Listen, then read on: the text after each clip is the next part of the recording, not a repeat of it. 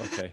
Oh, I wanted to tell you about my we're in. opportunity later on. Here we go. Later on. Hello. No, we're not. What the hell? Hold on. No. Are we? I was nearly there, like with everything done right.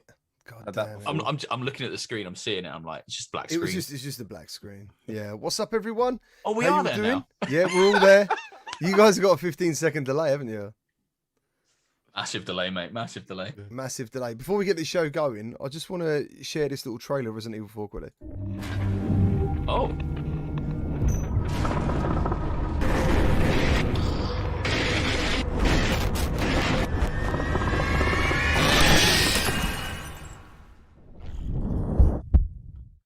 Yeah, that's it. It was just a little one in Japan. It was so sick. I haven't seen anything like this. That's all it is.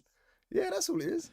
I was like, man. I do like the way they whip him off the screen. That was pretty That awesome. is quality. I've not seen that before. No, I didn't know if many people had, because I think they're only running it in Japan or something at the moment, Oculus Japan. Yeah. So, and I don't know. I don't know benefit. I don't know what that was that came in and grabbed him. It looked like a vampire. It's like weird, witchy long fingernail fingers. What's that? Yeah, I was trying to think of the hand. What game that massive claw's from, and I could only think of Resident Evil. Is it Veronica? Code Veronica. Code Veronica. We got like the big frog things. That It run certainly around. isn't Resident Evil 4. Yeah, that's the main thing, right? It's not Los Plagas. That's all It I did could look a think bit of. more like the hunters, the big frog hunters in the Yeah. sewers, but that's Resi 2. Or Resi 3. I can't remember. They all blur together. Oh wow! So how's everyone in the chat? Thank you for joining us. What are we looking at here? I'm glad everyone enjoyed the training montage, which is the music to be. There's Molly Lolly Golly Gosh supporting a lovely man. Dan Kitty, how's it going? BMF looks different. He does look very different. He also sounds very different. How you doing, Steve? You good? Oh, fantastic. Wait, are you asking me? Yeah, of course Yeah. I'm good. Man, it's the curse of Steve. Always good. Steve is good. So yeah, we've got Steve Knows, and obviously we've got Ben here, as we have every episode. How you doing, Ben? I'm very well, thank you. I'm very, very well. Just grooming myself, making sure I look sharp. Where's your How are you? brush? Where's your horsehair brush? My horsehair brush is Wait, have you got one? Yeah, he's got I don't know where it is. Legit. Because I've got one. I bought one. Yeah, they're pretty sick. Have you actually. really? Is this a thing now? It's normally here, like right next to me, and I'm always ready to go, but it's not here. So that's a scary state of affairs. While Ben looks for that, welcome to the third episode of the VR Crew podcast. My name is GT from Gamer Tag VR, and alongside me is my co-host Ben, Beardo Benjo, Hello. and Steve Knows. He's stepping in for BMF. So how you doing, Steve? You all good, yeah? Yeah, man, I'm all good. What's up, Questers? It's all about the Quest people. This It's all about the podcast Quest people. is recorded live, supposedly fortnightly. I have to go into this. Last week, all three of us actually attended EGX, which is a gaming event in London, the Eurogamer event, actually. Eurogamer. I kind of forget that because it's called EGX. I kind of forget that it's a I forget it's Eurogamer thing. Eurogamer. Yeah. I do as well. And the show wasn't particularly good, I don't think, guys. Do you think it was good? The actual show? Yeah. Ben's nostrils are telling it all. My nostrils are flaring up. I'm kicking off. My face is kicking off. That was some stretch nostril action.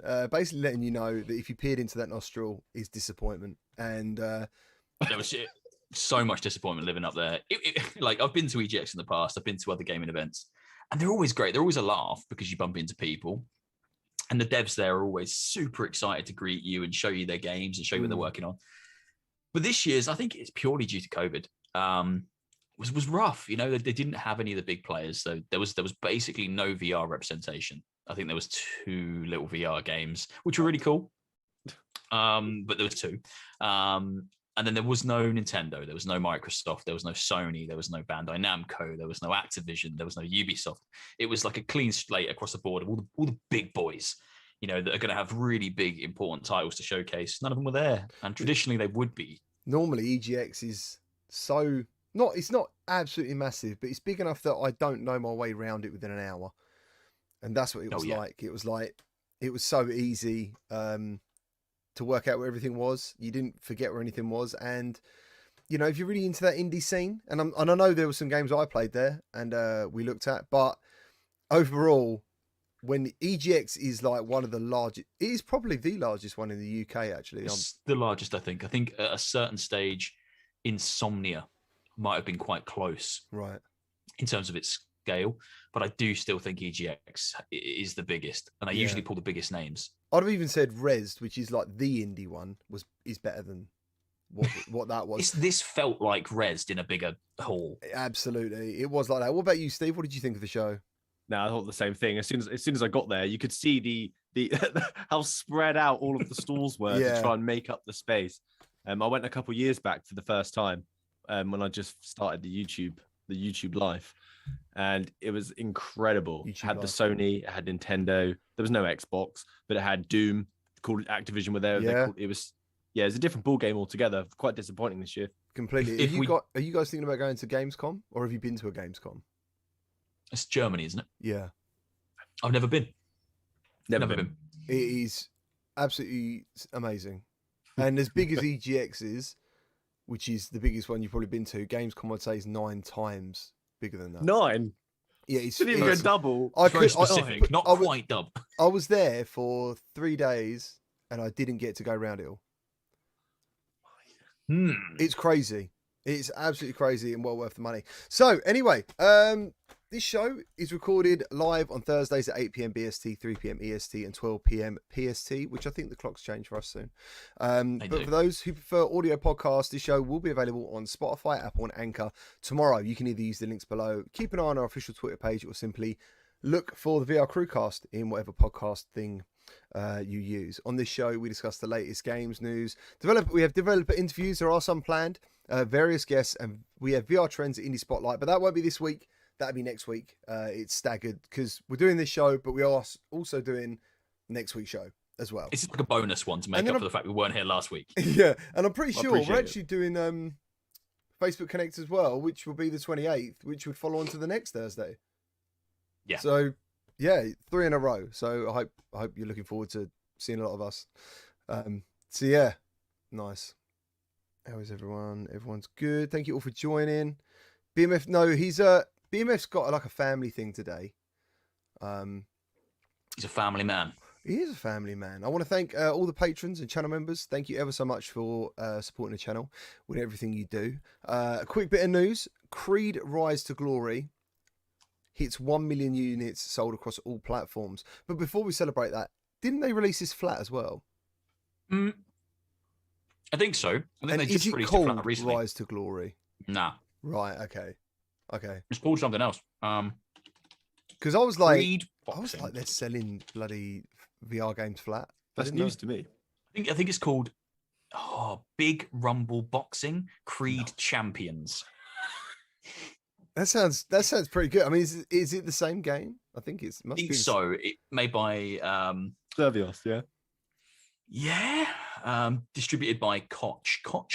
But yeah, I think that is, they just took the Creed that we know, the VR Creed, and they made it a flat screen one-on-one fighting game, boxing game. Do you know what? Yes. They did this when I was at EGX. They did a talk, and Maze Theory did the same thing with that Doctor Who End of Time. They made End of Reality, and they've taken that VR game and made saw it that. Was that released today? Yes. I don't know the release. I think date. it was because Just Have it's today. Water, who done Sniper Elite, are I think the team behind it. Yeah, today. It came out. It's everywhere. It might be on Games Pass if you're interested. 14th of October. Mixed reviews on Steam. Oh, yeah, why is it mixed though? Why is it mixed? Because it's Steam and people are salty on Steam. No way to change the key bindings. No way to change the mouse sensitivity. Just looks like it's lacking a lot of PC settings that you typically have. But that's probably because they moved over from a VR game and didn't put that stuff in. Potentially. Well, I never played it. I never played the original Doctor Who one. But nice. It's good news about Creed. Creed is a VR game I've never played. Do you know what? I like just to get it out of the way, I think the best boxing game is Thrill of the Fight in VR. Mm-hmm. What do you think? It's no competition, I think. Yeah, I think that's the best one. And the reason I didn't like whatever we're talking about is because the bit between rounds is like, I don't know, I do like skipping and stuff, and I've done boxing training. You get 45 seconds. In this, it was like 10. And you are swinging bombs all the time. You know what I mean? And it probably doesn't even matter. You probably don't need to. You probably just wiggle your hands crazily and win. But I just thought, this is so unfair. Like, you know what I mean? So it's Thrill of the Fight. I really enjoy Thrill of the Fight. I've played that one. I just haven't played Creed. It never really appealed to me. But then boxing's not really my thing. Like, I've never been particularly good at like fighting games. Steve fell over. Steve's fell over, Steve. Did you know what on earth? What on earth? What's he Steve's done, mate? Steve's dead, everyone. Steve doesn't know how to place a camera. He's gone. Steve Steve doesn't know what he's doing. Steve died live on air. That's pretty cool. He's not even. That's a good thing to catch. I think he has actually left. No, he's still there, but he's just making noise in the background. He's turned his camera off while he fixes it. Yeah. Steve? Yeah, you can hear him. You can hear him chatting away. Hello, brother. There he is. That's the coolest thing I've ever seen. Oh man! So let's dive into what have you been playing in the chat, guys? What have you been playing this week, Benjo? What have I been playing this week? Game. I've been playing Game. Yeah, I've been really enjoying Game. I've been playing Game a lot, and I can't talk about Game. What else have we been playing outside? Can we not talk about Game? No, Can we not can't say that? Not allowed to talk about Game. Are we not allowed to talk about Game? No, that's what I was going to talk about. Yeah, well, I better take that poster down of Game and find something else to talk about. Yeah. Outside of that, I've been. Blimey, what have I been playing? I'm playing Song in the Smoke still. Yeah. Absolutely loving Song in the Smoke. I'm sure we'll talk about that in a little bit. Yeah. Jumped into Eye of the Temple yesterday and then more today. Found out that I definitely don't have enough space to play that game, but it is very, very good. Yeah. Yeah, I'm playing a lot. I'm jumping between a lot of games. Really enjoying Shadowgate as well. Shadowgate, Song in the Smoke, Eye of the Temple. They're my kind of 3 VR games. Yeah. And I'm eyeing up Far Cry 6 as the game that I want to start playing flat screen as soon as physically possible. I saw your missus has been playing it, isn't she? She had like a really good glitch or something on her Insta. Endlessly, for hours every day. Nice, excellent. Yeah, obviously, I'd like to go over some of those games, talk about those experiences. What about you, Steve? What have you been playing?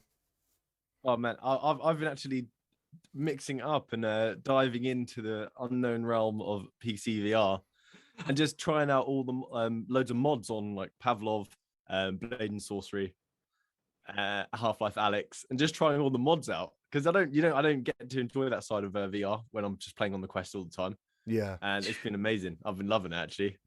There's an unlimited amount of stuff that you can get stuck into there. You can get lost in those mods, man. Especially the stuff in Pavlov. Yeah, I would definitely say great stuff in Pavlov. I was just playing South Park mod. South Park mod in Pavlov. The South Park one is amazing. In Pavlov, yeah. Mate. That is absolutely brilliant. Absolutely brilliant. So I've got to turn Ben round now. Now Ben's turned round. Steve's on the other side because otherwise we're all looking away from everyone. Did I? Kind of. So yeah, Steve falling over has just ruined it all. Steve's broken it. Now I'm looking off to the. Oh, there you go. I've turned around now. That looks good. Yeah, just remember that you're not looking at the other side of Ben's beard. It's the same Ben, but I've just flipped him round. Yeah. Just flip me around. Yeah, it's not like a doppelganger. It's fine. No. This week for me, my highlight was definitely checking out Space Pirate Arena. Incredible. Oh yeah. Incredible. Absolutely amazing. I've done room scale. I've played the Temple game, and I have played. Had you not played that before? No. Oh, that was your first opportunity. Oh my god, dude! Yeah, no wonder why you're hyped. It's so good. I was so hyped. Like that first match on the video is my very first time in it, and I did not have faith in the Guardian because you have to that's run. What I was going to ask you. You have to get over that kind of fear, like like I knew the thing is I knew where the play space was like in my mind, and I knew we had more than 10 meters. So if I did run, I'm not going to run into a wall kind of thing. Like, I could have if I'd have gone full pelt, but it was one of those things that it's a really strange feeling. Like there's moving around in a space and there's running, and it just feels so different. And I don't know if I could free my mind enough to let myself run in VR. I think it depends how competitive you are. If you're competitive, you will, because you have to, or you're going to get shot. Yeah. It's not a sprint, but it's hard. The weight of the headset is what puts me off the running, because it kind of ends up like trying to swing you around. It's too heavy for sprinting. I think it would be different in the space you guys played in at EGX, that kind of big open space. I think I would feel a little bit more. I'd let my inhibitions go a little bit there, and I would kind of run around. But I think yeah, I'm thinking about it like in this room. I'm very conscious and I walk very slowly. Like I have the tempo, I'm taking one step and then I'm kind of stopping and I'm being like, whoa, shit. What did you think of the bit where you've got to walk backwards to go forwards on the logs? Absolutely breaks my brain. I love it. Because you Was that where they roll? Yeah, because you're walking backwards in the real world, but you're moving forwards in the game, and your brain's like, this makes sense, but it feels wrong. Yeah. It feels It's like you're in like a Donkey Kong fantastic. game or something. I can't really figure out what that movement is, but the first time you do it, it is like, wow, that's really cool. I pinged an email off to the dev, Rune, I think his name is. I sent him an email just to say that I was a little bit in awe of the product because I thought it was going to be small temples that you go into and you complete, but it's not. It's this massive interconnected space. There's no loading. Yeah. And he's had to design that so that the player always stays within like a 3x3 grid. Like you never leave the 3x3 grid when you're playing that game. Yeah. And I don't know how he'd even go about sitting down and designing that as a product. Like how? Have you done Tea for God? I played Tea for God, yeah. What did you think of that? I mean, I played that when it was like all wires and stuff, graphics. Yeah, apparently it's completely changed, but yeah, man, it's so different now. Yeah, I've heard it's something we've got to revisit, and I think I might have to actually. It just recently landed on the Quest, didn't it? A demo on the App Lab. Yeah. That's all I've tried was the demo on App Lab. What do you think? Which was very good. What do you think of it, Steve? Oh man, well I was like you. Well, I hadn't tried it. I only tried it back in the early days. Yeah, and it just blew my mind. Yeah, I mean, this is insane. I'm walking around in my room forever. It was insane, incredible. If anyone hasn't tried it, must try. That is one of the biggest things I think when we talk about, or we may talk about in a minute, Quest in and out tracking and PSVR and stuff. You simply can't do that on PSVR. It's impossible. I think it's technically impossible. And having that room scale, that is just so amazing to, as you said, you've always got a constant 2 meter by 2 meter space, yet you can feel like you can walk miles because it's so cleverly done with like elevators and doors that move. And I just remember in Tea for God just going into an elevator and like standing there, and you can't help but think, what the hell do I look like? Like I'm just ding, pressing a button, waiting, and I'm in a whole new world, but I'm still in my little bedroom, walking around. Neighbours through the window, like what the hell? I love that. I think that's so cool. I was filming I Have a Temple with my curtains open. I don't normally do that. So anyone walking past would have seen me walking around like, and like taking another step. And then it's the backward steps I would have been taking because I'm kind of bent over, taking these little backward steps across the room. So he's moonwalking in VR. Why is he moonwalking in his front room? What's he doing? Yeah, but it lends itself really well. It did give me not a newfound appreciation, but it reminded me how cool room scale VR can be. Because I think I've become really complacent and really lazy. I'm so used to playing all my VR games with like full locomotion, just stick and smooth on the right. You said to me the other day, you were like, great, but I'm really enjoying sitting down and playing VR. And I got really jealous of that comment because I'm like, some days I do leg day and then I stand and I think, why don't I just sit down? Because sometimes games they're not too dissimilar seated or standing, to be fair. So yeah, I've been playing game standard. And I've been playing Song in the Smoke seated. I played it standing for my video, but I've been playing it seated. I just kind of chill on the sofa, cross legs, put it on, and just run around the world. I've got enough space to swing back like that. On a sofa and the feet up. Yeah. Oh no! I don't think I can put my feet up. Yeah, I couldn't. That sounds crazy. Don't know. That's cool. That's the only thing I've used sitting down. I do my swivel chair as well, but even then, what I do is like I kick it back, so it's almost like laying, so my legs are off the floor. I feel like I'm just like flying around in the world. I don't know. Yeah, I want my games to be, when I play them, I want them to be like as smooth and fast as possible, and that kind of lends itself to a not having your feet touching the floor play style, I guess. There is right. So everyone in the chat, there is another room scale one, and I think it's called Spiral Spira or something to do with spirals. What is it called? It's a free one on Steam.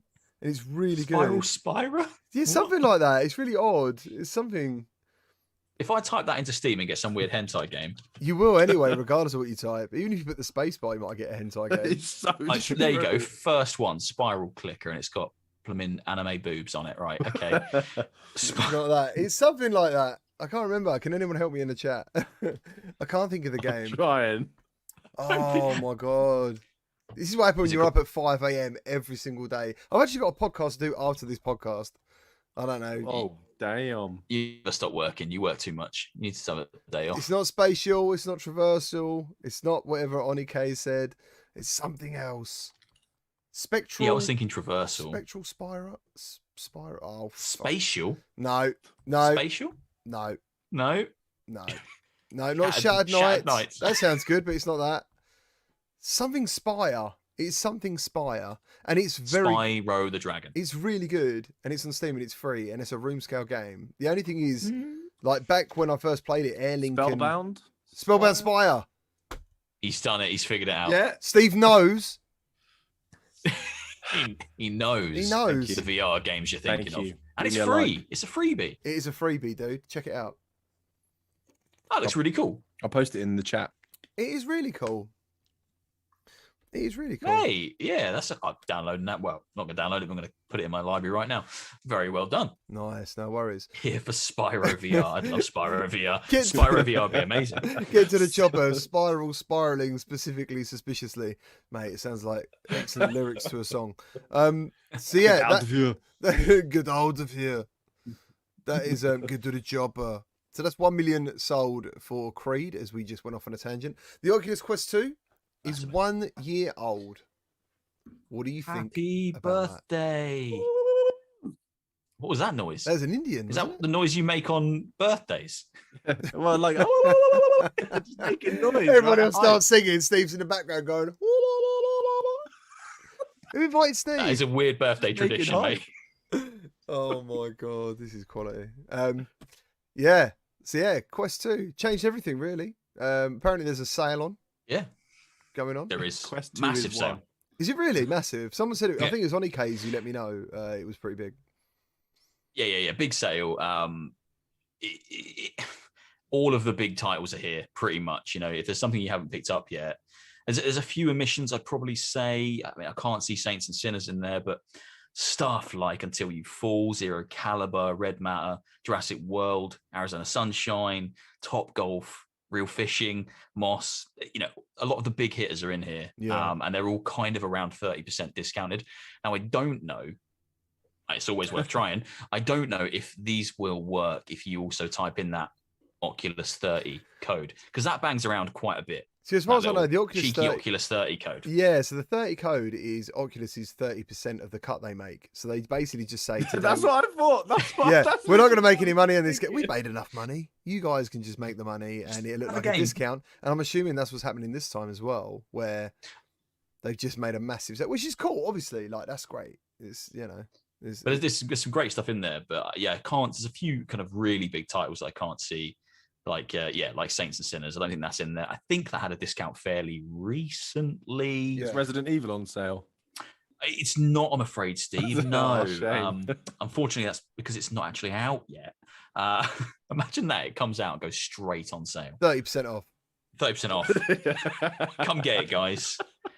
So the bundles are as well, though. That's the main thing. Like, you know, where they do like the cross bundles. Do you know what I mean? Like adventure bundles and all that stuff. That's all on there. Some of those are really strong. Great titles in those bundles.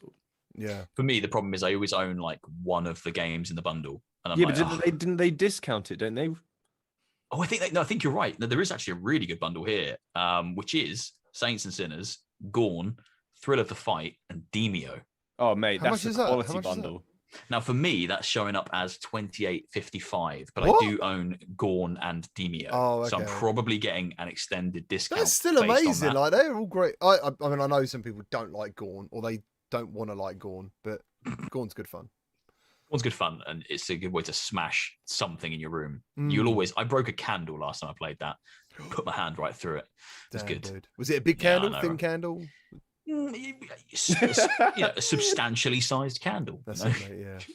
Chunky one. Oh, it's like some girthy candle. Yeah, it's a girthy that candle. is a girthy candle. Yeah. That is a really girthy candle. That's what I wanted to ask, because you get all sorts of different candles, you know. We only burn girthy candles in this house. We don't mess with the thin ones. Fair play, son. There's no point. There's no point. There's no point. We're not interested in anything thin. Yeah, so that is Quest 2. It's a year old. That's pretty cool. Probably by the 28th, you're going to realise it's out of date and something new's coming. Potentially. We don't know. I don't think it'll be this year. It'll be next year. Yeah, based on what we know, which is nothing. Just nothing. Which is why I think there isn't. Do you think they're going to announce something, though? Yeah, they're going to reveal stuff. Yeah, but they're not going to release anything. Really, like PlayStation have announced something, but they're, I think we're probably still a year out from them launching it. I think it'll probably be a similar situation. I think they'll probably show a prototype, or maybe just announce what they're working on, some names, placeholder names. Quest Pro, Quest, what was it? Quest Pro and Quest Plus. I think Quest Flow. Quest Flow, yeah. Some big fly eye sun goggles. Can't wait to talk about that. It's gonna be good. But yeah, no, I think they'll announce them. They'll probably have some prototypes that look pretty close, but I don't think we'll see it until next year. If it's a Pro version and not Quest 3, I think there's a potential of maybe early-ish next year, maybe like March time. If it's Quest 3, not until like this time next year, like October. I just think like the next subject we're going to talk about is PlayStation VR being 5 years old. That kind of makes me think like I feel bad that people have still got to play this hardware catch up all the time. Do you know what I mean? Because not only will a new headset potentially come out, it'll be potentially all new VR cover stuff, potentially all new grips. There's all that stuff that comes with this, with that change. And I hope that comes into part of the form factor of the next headset, that they think, right, let's keep the same faceplate. Are the controllers going to be, because those ones we saw with like the sensors on them to make it look like hand tracking was basically more improved or something. I hope they are a similar shape that you can just literally get your VR cover or whatever ones you got, Kiwi, whatever else you got, and just use them straight away, your grips and stuff. They looked similar, didn't they? They did look very similar. They did, yeah. I think the thing I keep seeing, and I have seen it in the chat as well, is no hint of an XR3, so no Quest 3. So like there isn't really a better chipset than what we've currently got. So I just don't be know like refining. So I don't know what they're going to do to even give us a Quest Pro at this stage, or a Quest Plus, or whatever it's going to be. If the tech's not there already to, push the medium forward, push the standalone medium forward. Obviously, Valve are working on something special, but it's going to be all proprietary. It's going to be in-house stuff that they've made themselves. But if there isn't a better chip on the market, what is it? What's going to happen? What is going to be the thing that pushes us forward? If they're making new headsets, why?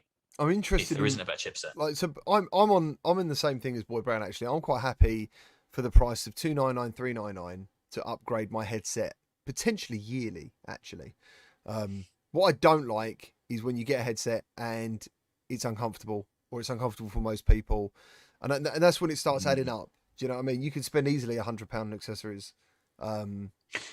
with these things, and that's what bothers me, because I still think the original Quest strap was far better than that elasticy thing that we got. The original Quest strap was awesome. Yeah, like proper thick rubber. Yeah, and it just like sat underneath that like lump on the back of your head. It was like this shape, wasn't it? Yeah, it probably looked too much like the Vive symbol, and they're like, ooh, I don't know. One of my best mates got a Quest 2 today. He's been toying with the idea of getting a VR headset for quite some time. He's finally got one today. And I looked a little bit this afternoon at accessories that he should get for it, because I know that the proprietary, the strap ain't great. You're gonna have to swap that out straight away. You're gonna need to get yourself a set of grips. You're gonna need to get yourself a VR cover, facial interface. You're gonna need to get yourself a pair of headphones. And I was looking at it and I was like, oh my god, you are 100% spot on, GT. It is. You could easily drop over £100 just to make the Quest, a really comfortable unit. I mean, the one I've got behind me, that's got a head strap that I got from Amazon, probably £20. It's got VR cover, which I bought. I don't know how much the covers are, the facial interfaces, but I bought headphones for it. I think that Bobo M2 head strap, which is probably the best one, I think that's like 30 odd quid. Yeah. It isn't just buying the Quest. You're not going to be ready after that. You can just buy the Quest. The Quest is so cheap because of all the reasons you're stating. Doesn't come with that stuff. I mean, the other thing is to think about, maybe it's because we're in there so long as well. because we're making content with it dude. and stuff. Like when I done Space Pirate Arena, I used Buck's Quest, and it just had the standard elasticy strap on it. Now I remember with the strap, if I placed it on top of my ears, it was fine. If I placed it over the top of my like you would a pair of sunglasses, it dug in, because obviously wherever my ears are to my eye level, because everyone's different, it would dig in sometimes, and sometimes it didn't. And that was the thing, as now with the Elite strap and the VR cover on the front, and then you've got the VR cover pad on the back, like you kind of think like, dude, this is a massive setup. There's a lot going on. Steve's right though. Steve's completely right. Like, we look at it from a perspective of content creators. Ultimately, like, I use the thing every day, but I don't use mine like a normal consumer necessarily would do. Like if my wife went out and bought a Quest 2 tomorrow to play Beat Saber, I'm sure she'd just be happy with the stock strap, and she'd use it for an hour a day, if that, hour every week, and that'd be it. Whereas I would be like, right, as soon as I get it, I'd be like, right, got to upgrade the strap, got to get some headphones, and because it's a job at this point, isn't it? So I want it to be as comfortable as possible. So yeah, no, Steve is right. And as soon as you add that stuff on, you're not looking at a 299 Quest anymore. No, I definitely think the interface you get with it, the facial pad, is awful. The foam thing. Do you remember that? The sponge, washing up sponge feeling.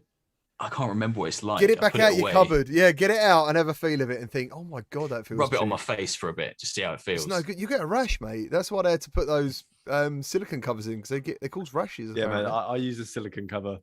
Do you? Do you not have like a fancy what? I'd expect you to have like a fancy Steve knows branded. just the standard grey medical silicone cover. God, I can't. It freaks me the F out knowing that like sweat and oils and stuff are being absorbed into that foam. I can't. So yeah, I get that. Yeah, I've got one of the well, even though it's your own sweat and your own. Yeah, even my own. I just fucking. You repulse yourself. Rancid. Yeah, you can swear on here. I think I sweat a lot when I play VR. So I usually swear. I think I swear here. We swear. There are certain words we can't say, but don't drop any C bombs. Yeah, you can swear a little bit. You carrot. That's bang out of order. Kicking that. out. Show's done, mate. Philip Wildon on Facebook. How you doing? The facial pad was terrible for me. I contacted the Oculus customer support and they sent a free VR cover face shield. Good stuff. Boy Brown, I use VR cover and a battery strap. That's what I'm saying. Like, even that stuff adds up. I know loads of people rock it. Cheap way to make it comfortable is a rag on the back. Interesting. A rag? A rag? A rag. How? I don't know. Where do you get these rags? Whoever's put that needs to like give me more information. It's Decepticon. In America, what is a rag? Is it just like a bit of cloth, sponge? Bit of cloth. Well, I would call it like rag. For me, it would be like a dishcloth that I don't really use anymore. It's a rag. Yeah. Something nasty. You know? I don't think I want to tie that to the back of my head though. Wash up my plates and then just. That's it. Yeah. Hello, Doomslayer. How you doing? JBR says a towel. He uses a towel. Nice. Adam Hartzell says, "Can we say wanker?" I think that one's all right. We just did it. There you go. Didn't even wait. No. So, PlayStation VR is 5 years old. So if you invested in PlayStation VR and you still use it, you are definitely still probably getting your money's worth, and fair play to you. Yeah, man. Interestingly, PS Plus users, I think in November or soon to celebrate this, will get 3 PSVR bonus games free of charge. 3? 3, yeah. Do you know what they are? No, they haven't said yet. Oh man, if they're whipping out games, give me like Astrobot, Blood and Truth, and the only thing is, haven't you got all them though? Yeah, I've got them, but a lot of other people won't. You know, Astrobot was free fairly recently though, wasn't it? They did the I think it was part of one of their big kind of lockdown bundles where they gave a bunch of games away for free. I think Astrobot was one of them, and I remember trying to claim it and it wouldn't let me claim it. There was an issue and I was getting really sad. Astrobot is still unbeaten in the platform in VR space. So good. It's just so good. I don't know what they're going to give away. I think regardless of what it is, that's an awesome offering for PlayStation VR. Yeah, for PlayStation Plus subscribers. I think they'll go with the biggest hits. I think Blood and Truth. Potentially Super Hot, maybe. I'm not sure, because chances are a lot of people have already got these. And and I'm not sure what else because I'm trying to think of the games that aren't in their biggest sellers. But I'm just going to go through them. The Last anyway. Guardian. The Last Guardian. That was a demo. Oh no, yeah, they didn't do the whole thing. This Didn't do the whole day. it's thing. so long ago. Yeah, A short thing. Doomsday, yeah, there is no super chat. There is no monetization on this channel, actually. We haven't earned the right to Not there yet. Get in cash Please yet. subscribe. Yeah, please subscribe. More importantly, watch. So, most played PlayStation VR games globally is Rec Room, Beat Saber, PlayStation VR Worlds, which wasn't free, I don't think, at launch, but turned into the freebie they bundled with it. Elder Scrolls and Resident Evil 7. No surprise about Beat Saber. Rec Room, what? I mean, I'm surprised Super Hot isn't on there, but looking at those games, Oh, Iron Man. I'm just. I mean, this is over 5 years though. How long's Iron Man been available? 2? 2, maybe. Yeah, 2020. It was the EGX 2019, then it took forever to come out. Yeah, something like that. Yeah, maybe. So most played PlayStation VR games by region. Europe is Rec Room, PlayStation VR Worlds, Beat Saber, Elder Scrolls, Resident Evil 7. So Europe basically mirrors the global. North America is Rec Room, Beat Saber, Elder Scrolls, but Job Simulator and Firewall 0 Hour. That's massive. Like, that is massive. Like, when you think about it, Firewall's fantastic. And I had no idea it was that much loved in America, you know, to be, because that catalogue on PlayStation VR's got some of the best titles in virtuality. PlayStation VRs are massively, I don't want to say underrated, but it's such a viable way to get into VR still now today. Like, I get that the Quest is a cheaper alternative and you just pick it up and you pop it on your head and away you go, but the PlayStation VR has still got an awesome library of games, especially things like Resident Evil that you can't get anywhere else. I just want to say, right, so like all the stuff we've been talking about for the last 40 minutes, the most important highlight for Evolvic is Steve fell over. What you said, did I miss a lot? That's the only bit he said. Steve fell over. Like, that's the highlight. In Japan, it's Resident Evil 7, The Elder Scrolls, again, PlayStation VR Worlds, Beat Saber, and Gran Turismo Sport. So that's funny, because Gran Turismo Sport, the VR is an add-on, isn't it? Yeah, it's not the best experience either. Personally, I tried it with the steering wheel, getting all excited, and it's not big. Right. It's not big. What's in? It's not a lot of content. Do you think it's bigger than the candle that Benjo punched? Oh no, nothing's bigger than that girth. That's it. How big is it? Jesus, Well, like a train candle. So yeah, so for me, but I actually really liked Gran Turismo, but the only thing, there was nothing to keep me there because there's no multiplayer. It wasn't online, and I think the only car on the road was your Ghost. So it was just like a time trial. Actually, I think they actually released time trial as a bloody update. I don't know what anyone was doing before that, just driving around on their own. But I thought it was a very good experience back in the day. But yeah, it was a very long time ago. It feels like such a long time ago. It was. I remember going to, I think it was probably the same as you, GT.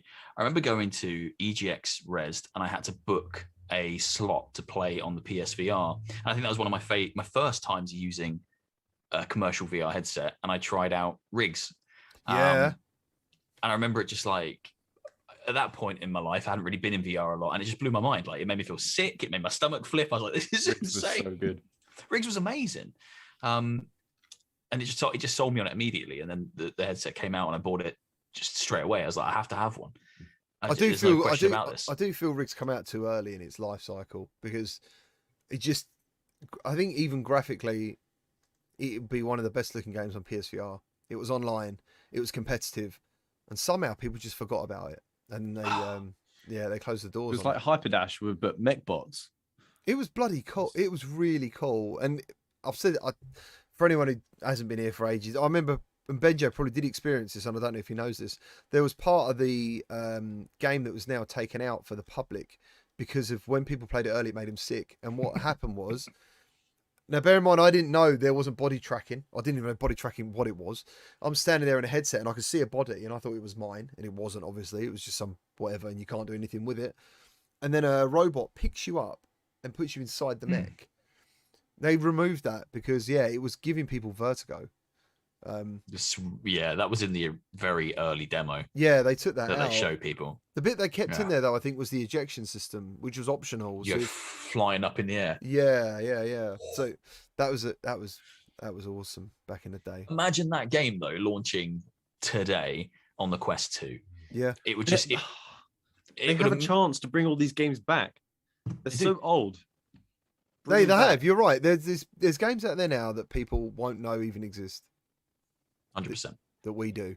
You know what I mean? And unless you're gonna just one day, Joe, right, I'm gonna spend a whole week going through PlayStation VR, and everyone has to watch. They'll never find them, and they'll never know about it. So. This is a conversation I've been having on my channel recently. Is that going through the PCVR Oculus store? It isn't a nice experience. It's quite a it's not a very easy to navigate store. Sorry, did you say like general. Steam, PCVR Steam? No, the Oculus PC store. Yeah. Because Oculus obviously have quite a few strong exclusives that live within that library, but it's not easy to navigate for new people. And some people might not even know that stuff's there. Yeah. So there's stuff sitting in there like Asgard's Wrath, Wilson's Heart, Defector, Stormlands, Edge of Nowhere. Yeah. It Lies Beneath, although that is on the Quest, but there's some amazing content on that Oculus PCVR store. And it does feel a little bit abandoned there. It feels like kind of a bit. I would say that about the Steam store though as well. You go on the Steam store, it's been the same top 10 since I started VR, I think. Yeah. I don't think that ever changes. It's the same games every time. It's the PCVR problem, isn't it? There's no real curation for PCVR. So it's people like us and the other VR creator channels that dig through endless amounts of stuff that's not so great to try and find the stuff that's half decent. Like that Hubris. You saw that last night. Yeah, that's the game. What a beautiful looking game. For an alpha is crazy. I was like, this shouldn't be as good as this. And there's definitely options missing and stuff, but no one's looking for it. No one's going to search for it. No one's going to, unless I labeled it, I don't know. This is something that everyone looks for on a flat game. It's just going to go possibly off the radar. So it's only the hardcore that are going to find it. And then there's going to be no, I don't know. I just think, it's such a shame, you know? Well, this is like the Quest 2, games succeed on the Quest 2 because of the install base. Like the Quest 2 has a really strong install base. It's where people are buying into VR now. So you put a game on the Quest 2, it sells. Even something like Tarzan lands on the front page and it sells. And no one wants to buy Tarzan. No one wants to play Tarzan, but it's sold on the front page. So putting a game on there, it's gonna sell. But there's another part of it, which is on PC. It's just there's no publishing. VR developers don't have any publishing houses to advertise the games for them, to talk them up, to promote them wide throughout the industry. So they just kind of launch onto Steam and it's quiet and that's it. It's usually one dev on Twitter account going, my game's coming out in a week. Yeah, and then they at everyone possibly alive that's got a VR channel. Goodness. And it's like, and then the game goes live, and then the people that know about it buy it. The people who don't know about it won't see it because it will just sink to the bottom of Steam and disappear forever. Yeah. Because there's no one advertising, there's no promoting this stuff. You haven't necessarily got to promote stuff on Quest because it will sell, because there's a market for it there, and people will be digging through and going, "Oh, I want a new Quest game to play. Yeah, I'll play that." But on PC, it's harder. We need publishers. Let's talk about Lone Echo advertisement. Lone Echo 2. Lone Echo advertisement. It's disgusting, really. Like, I couldn't believe it. I was, and that's why. And I've got this guy. He kind of like keeps picking on me if I say things, but that's why I was like, let us do our jobs. If you give us early access, we can make hype. I don't see the point of everyone putting out videos at launch. At launch. You know what I mean? At least 24 hours before, let us do a bit of our job, show the first 20 minutes, a little bit of thought behind it, not necessarily a full review, because who's doing it? I don't know. And this guy on Twitter said, if I wasn't on Twitter, I wouldn't have known the game released. And I was like, I've never seen this guy before. He doesn't follow me. I don't follow him. It just come up and I was like, damn. It's true.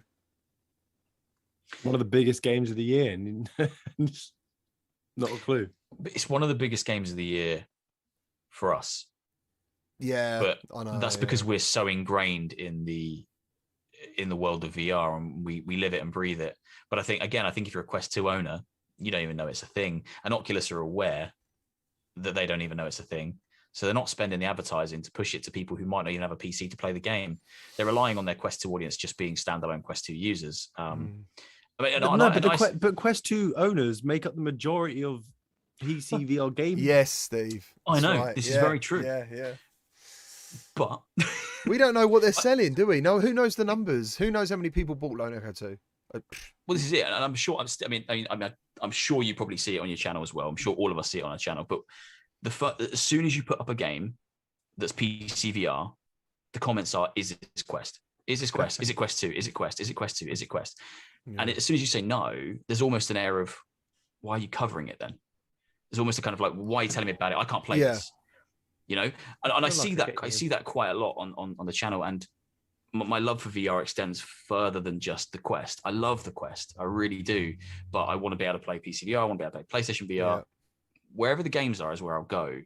But there definitely is, it's a lot to ask of people. It's still a lot to ask of people. And I know what you mean about the Quest being the majority of PC VR users. But I think still now in 2021, it's a lot to ask of people to buy the headset and then also invest in a PC that can run the games. And a lot of people are still reluctant to do it. How far you want to go with it. How amazing is it that you think... I remember streaming Phantom Covert Ops at launch, and I actually flipped from the Quest to the PCVR version mid-stream. And I was like, I'm going to do this. I'm going to get to certain... But I told everyone, I was like, I'm going to go mid-stream and I'm going to get to a certain point and I'll go to PCVR. And it's weird. Once you start in Quest and you're in Quest, I think most games look really good. More than acceptable. I think they look very good. And then when I went to the PC, I lost half my viewers after they saw it, because most of them were like, oh my God, that looks incredible. And I think they then thought, well, I don't want to see it then, because it looks like, it literally looks incredible, like on PC, honestly, all the reflections. And when you do that comparison, dude, a bit like Song in the Smoke, really. Yeah. I did that. You just got to get that in front of people. Because you don't know what you don't know. But I think sometimes it's better off. Is it better not knowing? Do you know ignorance is bliss kind of thing. I do know where you're coming from. It is an ignorance is bliss kind of thing. I think if I was in a situation where all I could afford was the Quest 2 and I was super happy with it, and I was talking up to my friends, I was playing every day, and then went on your channel and you were playing the game I'm playing on Quest on PC, but I can't afford a PC, I'm like, well, I did a comparison between PSVR, because the main video I did of Song in the Smoke was PC, and I saw it. And then I've done the Quest and the PSVR comparison. And honestly, like, it's hard to put it right, but obviously the PSVR is half the resolution of the Quest 2.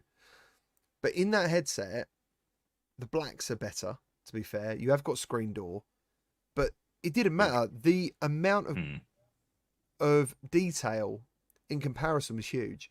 It looks so similar to PC on PSVR. It was unreal. I was like, wow. And I kept thinking, where's the hate going to come from? And it actually come from Quest users more, because they were like, I know what the problem is. It's because this game supports the OG Quest and it's holding the game back. And then I thought, it could be true. I don't know. I don't know. I don't know.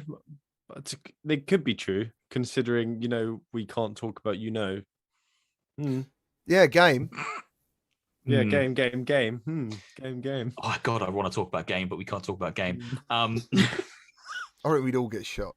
We'd all be fired from that. Fired from our free lot, from our free job. From a free job. We're not making any money, and we got shot. But yeah, I think I've actually seen some people. It's so tough. Lies Beneath, when I played that through on the channel, I played the PCVR version, and it was absolutely stunning. It looked amazing. The draw distance was strong, and it's quite a foggy game anyway, but it translated really well on PCVR. I still got the detail of the environments and things. I had a lot of people in the comments saying, don't try it on Quest 2. On the Quest 2, it's so murky, you can't make out. Really? A lot of people in my comments were saying that. Okay. But then I missed what game you're talking about. Sorry, man. Lies Beneath. Oh, man. Yeah, okay. So love. One of my favorite games. Yeah. An unsung hero, I think, of Quest, really. But a lot of people said, yeah, don't try it on Quest 2 because the black levels aren't very good and everything's kind of grey. And I was like, okay. And I haven't gone back and tried it on Quest 2 yet, but I can understand where they're coming from because it is quite a grey game anyway. It's kind of grayscale, lots of light blues, lots of browns. But apparently, it looks really good on Quest 1. Yeah, that's Apparently where I the think black I would have levels and played things it are much first. better. Actually, it would have been OG Quest, and I thought it looked fantastic back in the day. Loved it. Loved the cell shaded art style. Loved the horror. I'm a big Resident Evil fan, so that style of game was just right on my street. The second I started playing it, I was like, this just feels like Resident Evil in VR. Comic book Resi, yeah. It feels like Resi 4 before we even got Resi 4 kind of thing.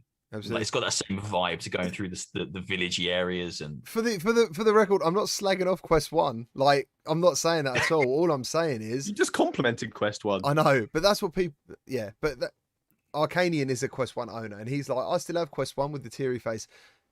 Mate, if he's still getting games, like, yeah, there's nothing wrong with that at all. Obviously, he does everything pretty much apart. Just recently, they seem to be pulling away from it on purpose. But yeah, like JBR says, Red Matter looks great on Quest 1. It looks absolutely amazing on Quest 1. And I know that. But yeah, I kind of thought to myself, so La Regina says, thought both versions of Lies of Beneath were great on both. So awesome. Maybe they've got a Quest 1 and a Quest 2. Sexy Bicycle says, I was one of the commenters on your Song in the Smoke vid. Definitely wasn't hating on Quest 1. In fact, I think backwards compatibility is very important. Just feel like we need more options in the setting. So yeah, so like basically you could, I don't know, graphically downgrade games or upgrade them if you could. I'm not a developer. You know, let me just say that right now. I'm not a programmer. I don't know how tech works. I just play it. But you're starting to see that kind of thing on like Xbox Series X and PS5. Like the same game exists on PS4, but on the PS5 you get additional options. You know, you can scale things up. Things look nicer. Performance mode versus like exactly. Yeah, the upscaling, like a fidelity mode. And I mean, if we can get to that point, and then we're at least not, because I do feel for Quest 1 owners. I didn't buy the Quest 1. Quest 2 is the first standalone headset that really caught my attention and hooked me in, but I skipped the Quest 1. If I had bought the Quest 1, it's quite a short period of time to all of a sudden now be like, damn, it's starting to feel, it's still perfectly fine, but it's starting to feel redundant because we're starting to see, because it isn't just Resi 4. There was something else recently, a couple of other games recently. Yeah, there is some others. I just can't think of what they are, but there is games out there. Wasn't it Medal of Honor? Medal of Honor? Yeah. And there's another one as well. There's, oh God, I can't remember what it is. There is another one that's come into Quest, and it's only Quest 2. So we're starting to see that, and I would be upset because that's quite a short turnaround. Like that starts to feel like a mobile phone ecosystem. It's a couple of years since the exclusive game's been released. 2 years maybe. Yeah, let's have a look. So I don't know if it's that bad. It depends on your perspective of like how long a thing should last you. I mean, I've always been a console gamer, so like you're expecting 5 to 7 years, right? Aren't you? Yeah, that's where my head's at. I'm like, right, I bought a 360 and it lasted me 10 years, so this should as well. But VR is still in its infancy, so it's moving quickly. So things are getting left behind a little bit quicker than I think things do. Because in consoles now, not to like divert back to consoles again, but I don't really see much difference between my Xbox One and my Series X now. Honestly, like, yeah, it loads faster, it's a little bit crisper, but I don't see like a big whoa. I didn't see that jump that I saw when I went from original Xbox to 360, or even 360 to Xbox One. Oh, dude, like to prove how old I am, I remember the difference between going to an arcade and playing a game to playing one at home and thinking, oh my days, like when is this going to happen? When am I going to be able to play Time Crisis at home and Ridge Racer and stuff, you know? Like that's why like Behind Steve is one of the most amazing consoles that ever happened. Like the PlayStation, the OG PlayStation was like bringing arcade games home. It was amazing. Look at that grey. It's just that dull grey, but back in the day you were like, wow, that's incredible. Original Quest, just for reference, original Quest came out 21st of May 2019, so a year and a half later. The thing that got me about the Quest to Quest 2 though is like they just dropped the Quest on sale like out of nowhere for a month, and then the Quest 2 released. So just a month before, people were unaware that a Quest 2 was coming out. Yeah. And they spent 400 quid on an old, now outdated headset. I had that in my Discord. I had someone in my Discord that happened to. Oh, that was a low blow. Wow. Yeah, that sucks. Yeah, that's more painful, I think, than the headset kind of being because by the new headset. If you're not in the Storm in the Cup community, And you're not going to, like, for Facebook Connect, are they going to like put advertisement everywhere that a Quest 2 Pro's coming? I very much doubt it. It's going to be a big buzzword between all of us, and we're all going to talk about it and stuff. But to the person who isn't on YouTube and isn't on Twitter, do you know what I mean? Just the normal consumer who buys games, they're not going to know. They're not going to know about that stuff. They're just going to go in there one day and go back. Not the fault of Oculus, but I remember I bought my Rift S from Amazon, and it was probably my fault actually. Bought my Rift S from Amazon, and then it was, I think, 2 or 3 days later they cut £100 off the price, and it was still in the box. And I messaged them and I was like, "Hello, this is mental. Yeah. It's £100 cheaper now. Can you just refund it? Even if it's a gift card, I'll spend it." And they were like, "Nah. If you want that refund, you need to send it back to us." And we have to send it back to you. And I was like, that is such a waste of petrol and just people's time. Yeah. Like, I'm just going to hand it to you. You're going to drive off, and then you're going to drive back and give it back to me. Just give me the £100. I didn't. So yeah, funny. But you did it, yeah. I just went, oh, it's on me. I've lost £100, and I cracked on because I was too eager. So Brand VR has said the Rift S should never have existed. Yeah, I'm with him there. Really? I bought the Rift S, and then a week later the Oculus Link was available, and I was like, oh. I love my Rift S. S. I got a refund. I love my Rift S. I really do. I'm a lazy person. If it's plugged in, he doesn't eat vegetables either. I don't think. Excuse me, I had a ramen today, right? And it had some spring onions in it. Did you actually have a ramen? What, from Wagamama? No, Mrs. cooked it. She's a wonderful cook. Fair enough, mate. Legendary. Sorry. Yeah. Ollie, lolly, golly, Wagamama. So, I don't even know what I was saying. You was talking about the Rift S. You was being gooey about it. I love my Rift S. I am gooey about it. Like, if my Rift S is plugged in and I'm feeling lazy and I want to play a VR game, I'll play that usually over setting up the Quest 2. And I know some people are like, well, that's crazy. I don't think it's crazy. I don't think it's a comfortable crazy. headset. It's a comfortable headset, and as a content creator, often I can get a cleaner, more reliable capture. No, dude, you're going about this argument completely wrong. What you're arguing is that you like having a PC VR headset instead of a Quest. You're not arguing that the Rift S shouldn't have existed. You could have a HTC or a Valve Index there, and you'd be saying the same thing. Why the Rift S? Why is that good? Because it's got the best Halo strap, right? It's well comfortable, yeah. Plus, it's really lightweight. Plus, I like their controllers. Like, for me, and I can't speak about HTC because I haven't owned their product. I can't speak about Index because I haven't owned that product. All I've owned is PSVR, OG Rift. Was it CV1 they called it? Rift S, and then the Quest 2. So I'm a very Oculus centric person anyway. So obviously I'm going to be like, yeah, I like that gear. Why wouldn't you be though? Because to be fair, what you get out of the box for the money is good. Like, that's the same. Rift S for me was, I went to Gamescom and I played Index. I actually went there not knowing this, but I was looking for a new headset. I played the Index. I was wowed by it. Definitely feels a premium product.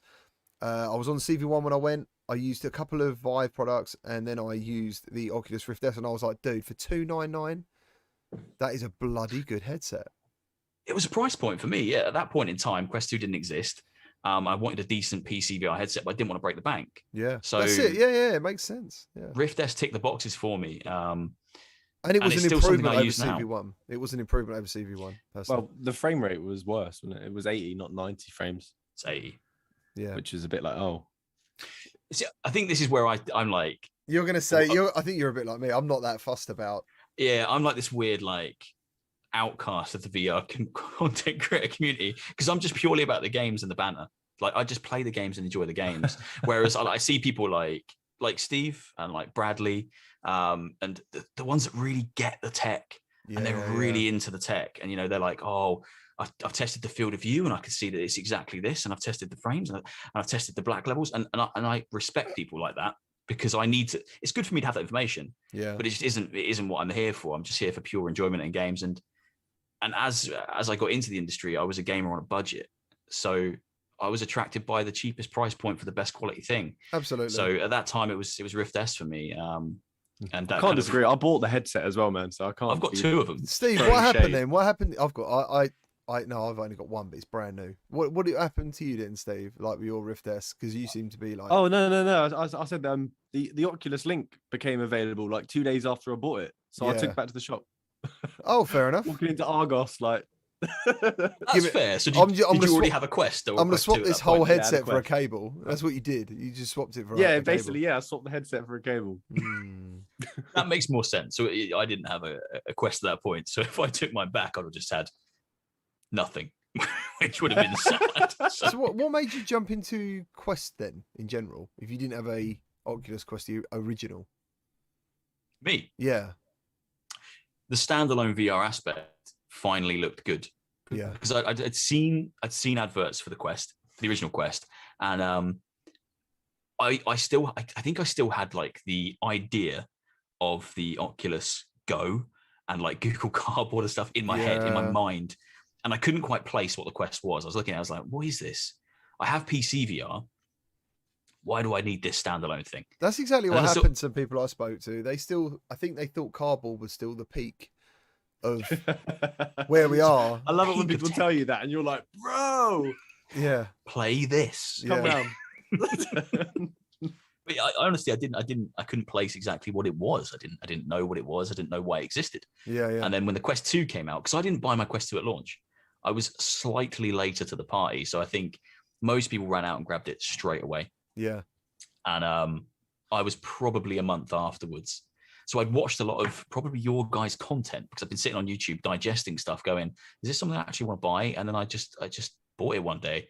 I remember it rocked up and my wife was like, why have you bought that? You've got a VR headset. And I was like, yeah, but this is cool. It's a little white one. And it doesn't need a PC. But yeah, it finally made sense to me and I could see the quality of the VR on it. And I was like, okay, no, this is a legit product. Yeah. This isn't a toy. This is a proper thing. So talking about amazing headsets, let's talk about the HTC Vive Flow.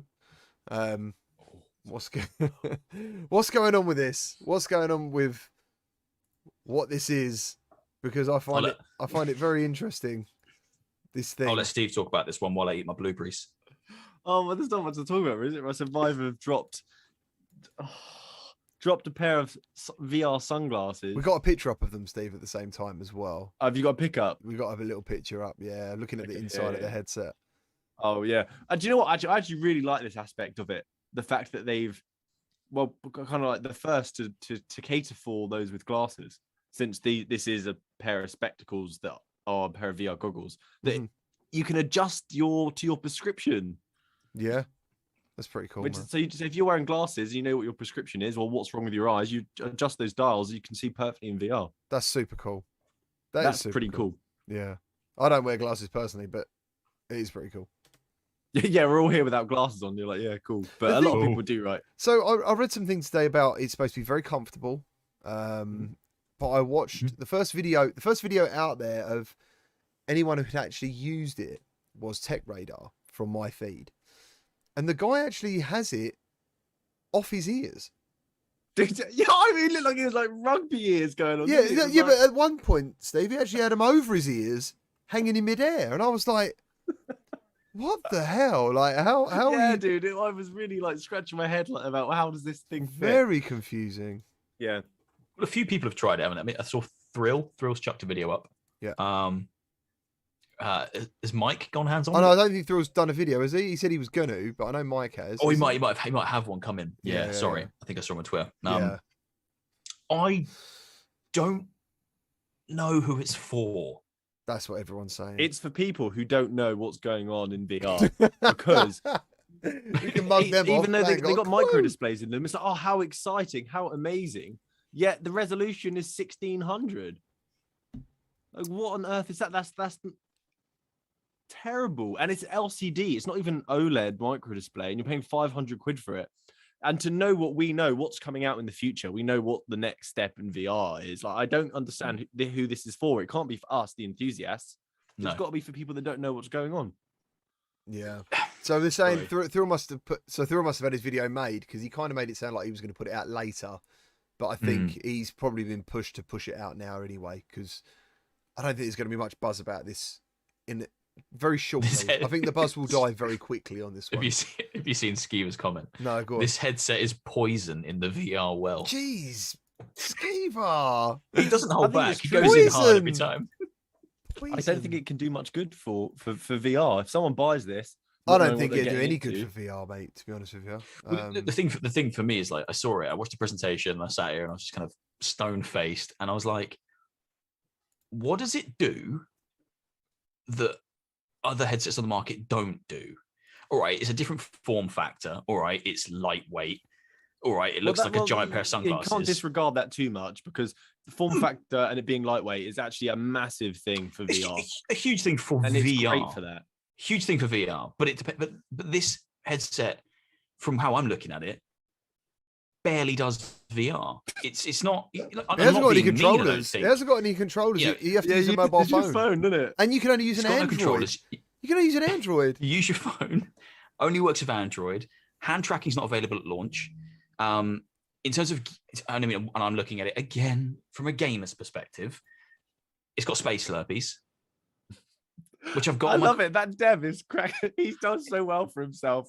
He's a legend. I do love him. He's And he was that there game in is this like everywhere. little suit jacket. Absolutely brilliant. Yeah. But like, it doesn't have it for me. Okay, I get.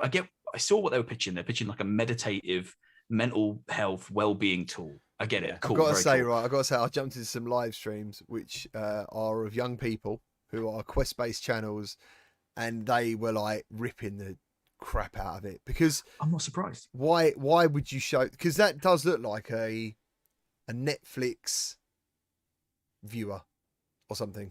Yeah, it is. Yeah. I don't know.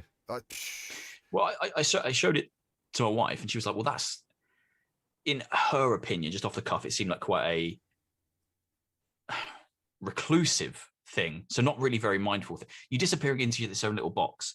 So I don't know. For me personally, I was like, I don't see that as a very good mindfulness or well-being tool. It felt a bit dystopian to me. And I appreciate the world is becoming more and more digital, but I was like, we're pushing this idea of like, if you need to feel better, pop your glasses on and pretend you're in the woods. Be alone. You know, don't go outside. And in the video, in the presentation, where there was the woman, I think she worked for HTC anyway. She's one of the CEOs, quite high up, and she's doing her thing. She's like, I've got 3 kids.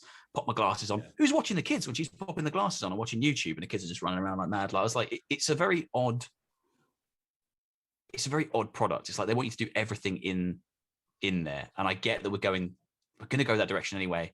I can't place it. It's such a strange thing. So Brit F says you can see Netflix, play games. I think they even mentioned there was like a Flow thing on there. So you have Disney and a few other ones. And yeah, I mean, all the things that I saw you can do on Quest already.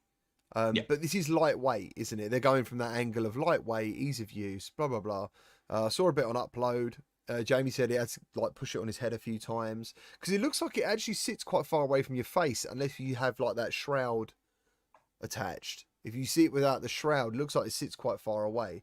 And there was another comment that I wanted to read, but Decepticon says if it's for media, it's not so bad for the price.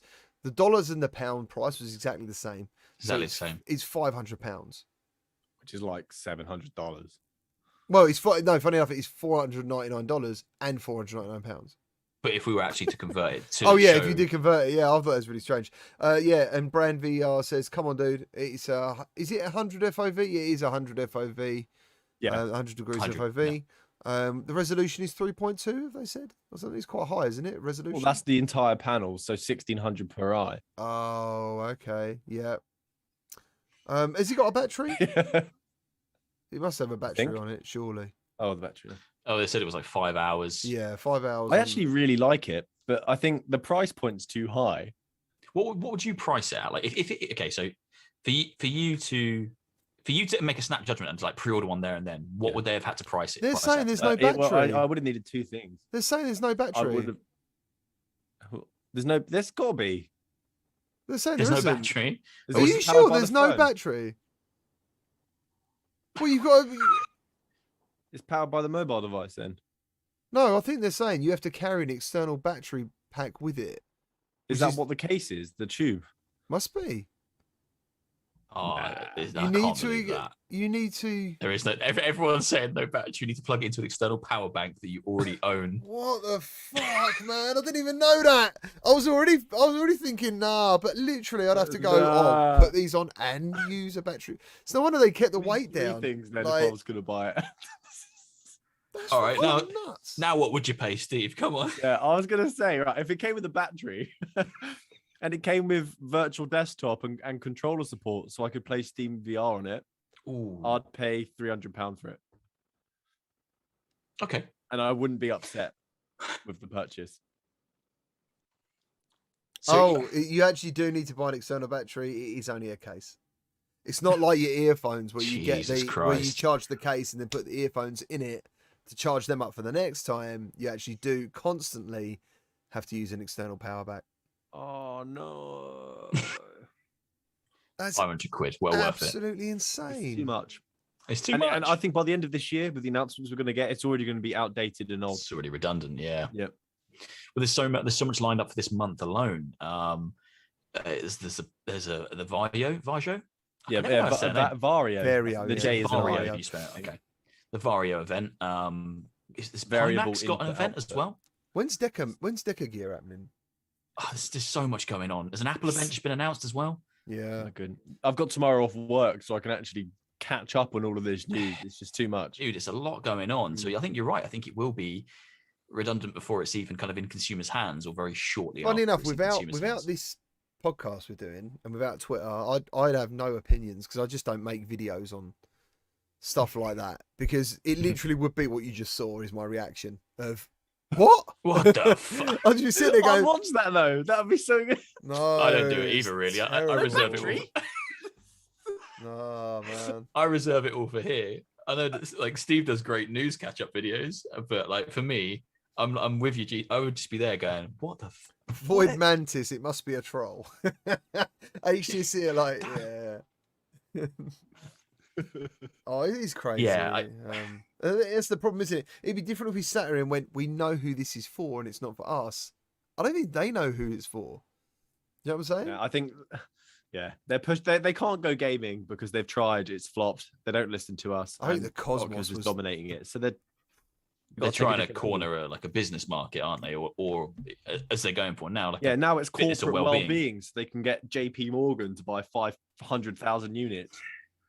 That's probably it. Yeah, they just market it to businesses and say, look, you can meet up in this. So you can all sit at home and you can meet in a little digital boardroom with your mobile phones as controllers. Yeah, I think that's what E- said, didn't he? Like, that'd be the thing. It might go to schools. It might go, and stuff like that. So, yeah. Brand VR says Grandma isn't going to buy it. Grandma ain't gonna understand it. She doesn't want it in the house. Grandma's gonna buy an Oculus Go. She's not. She doesn't know how to plug an external battery into it. It's over. It's not powered by biscuits. I'm not interested. Yeah. Oh yeah, I can't figure it out. That battery thing. That's a revelation to me. That's blown my mind. Decade will be bare minimum £1,000. Yeah, yep. And I kind of want it to be as well. I want that tech to be in the headset that will make it cost £1,000. What's that? Decade is how much? Decade. The Index. Oh, yeah. Yes. I just worry whether like everyone's getting hyped over things that aren't happening soon. That's what I worry. That's what I kind of think. You know, because you can patent all you like. Do you know what I mean? Yeah, a patent gives you like, I don't know how many years. Was it 25? I'm 75? not sure. Something like that.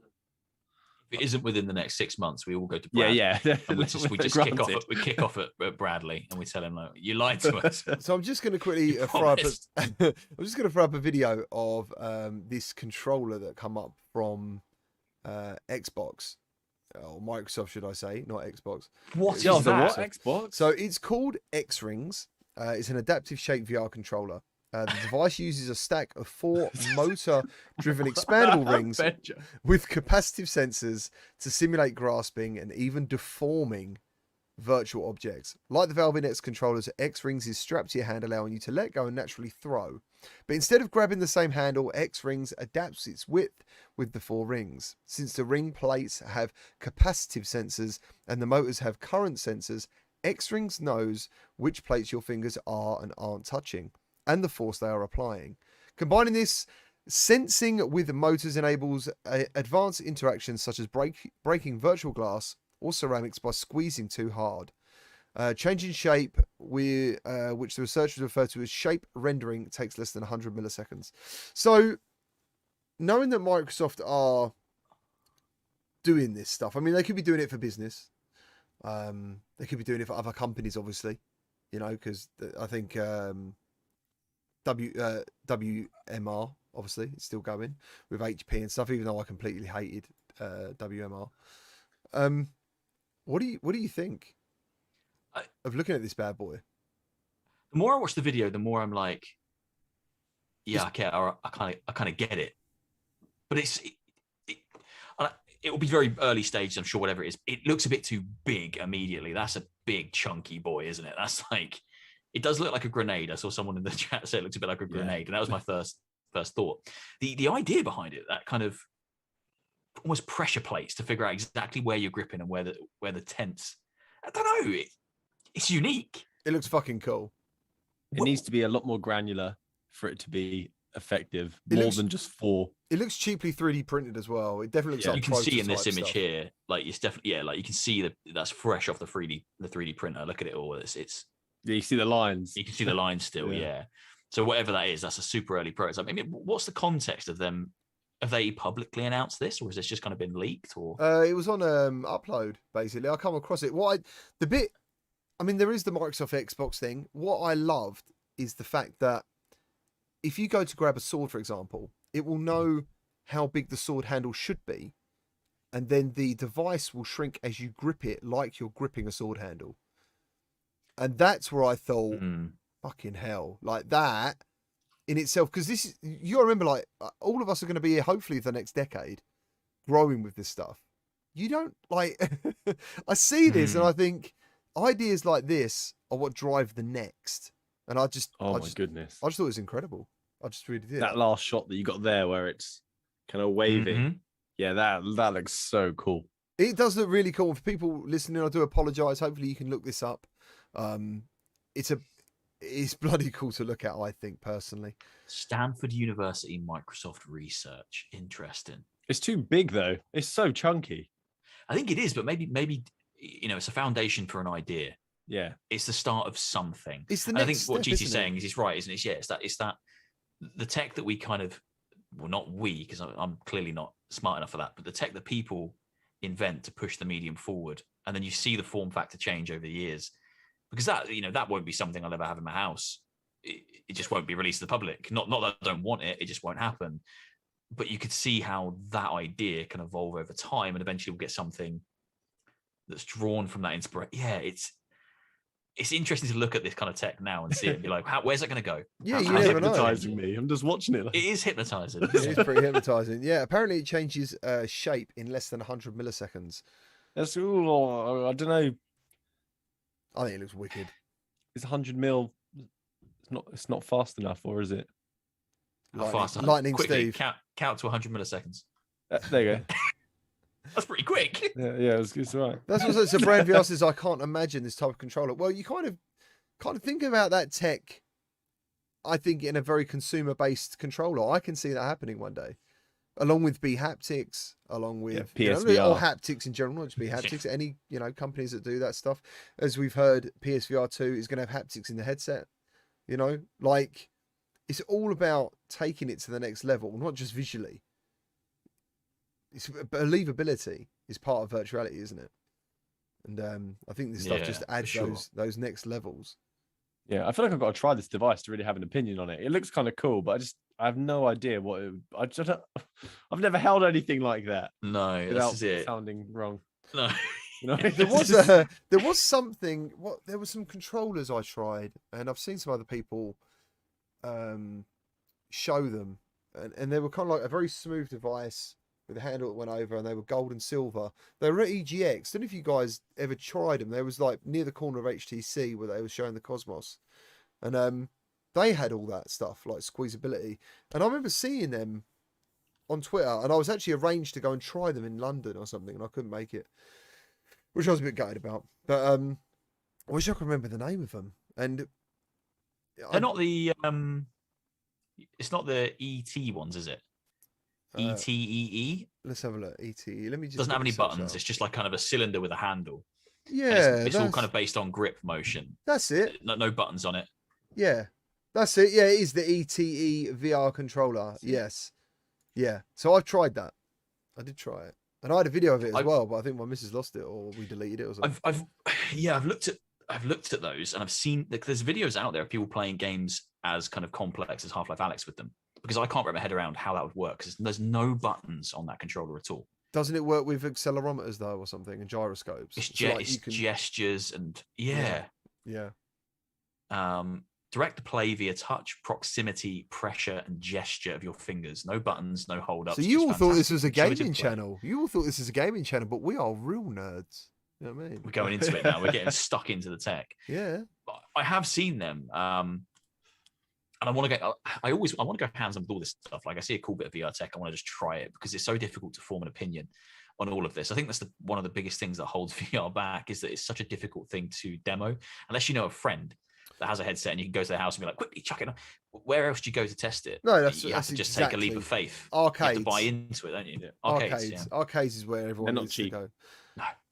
I don't. Do you know what? I'll be honest. I haven't actually ever paid for an arcade. I've been into them and stuff, but I've never paid to play anything. How much? What is the price? Oh, celeb GT's here. Yes. How much is 30? How much is 30 minutes in an arcade roughly? What is it? I don't know.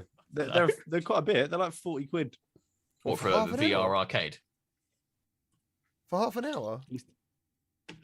That's quite a lot. It's quite a lot. I think so. Or was that for an hour? 40 for an hour. I remember with PSVR, Game were doing a thing where if you went in the shop and you paid... I'm going to have flashback. I think you paid it. Oh, yeah, you worked for him. It wasn't the manager who's there now, because I get on with him, but I was really pissed off when I heard this. He basically said you had to put a deposit down for the whole headset or something. And if you enjoyed it, then you saved £30 or something. No, it was £30. It was £30 to use it for half an hour.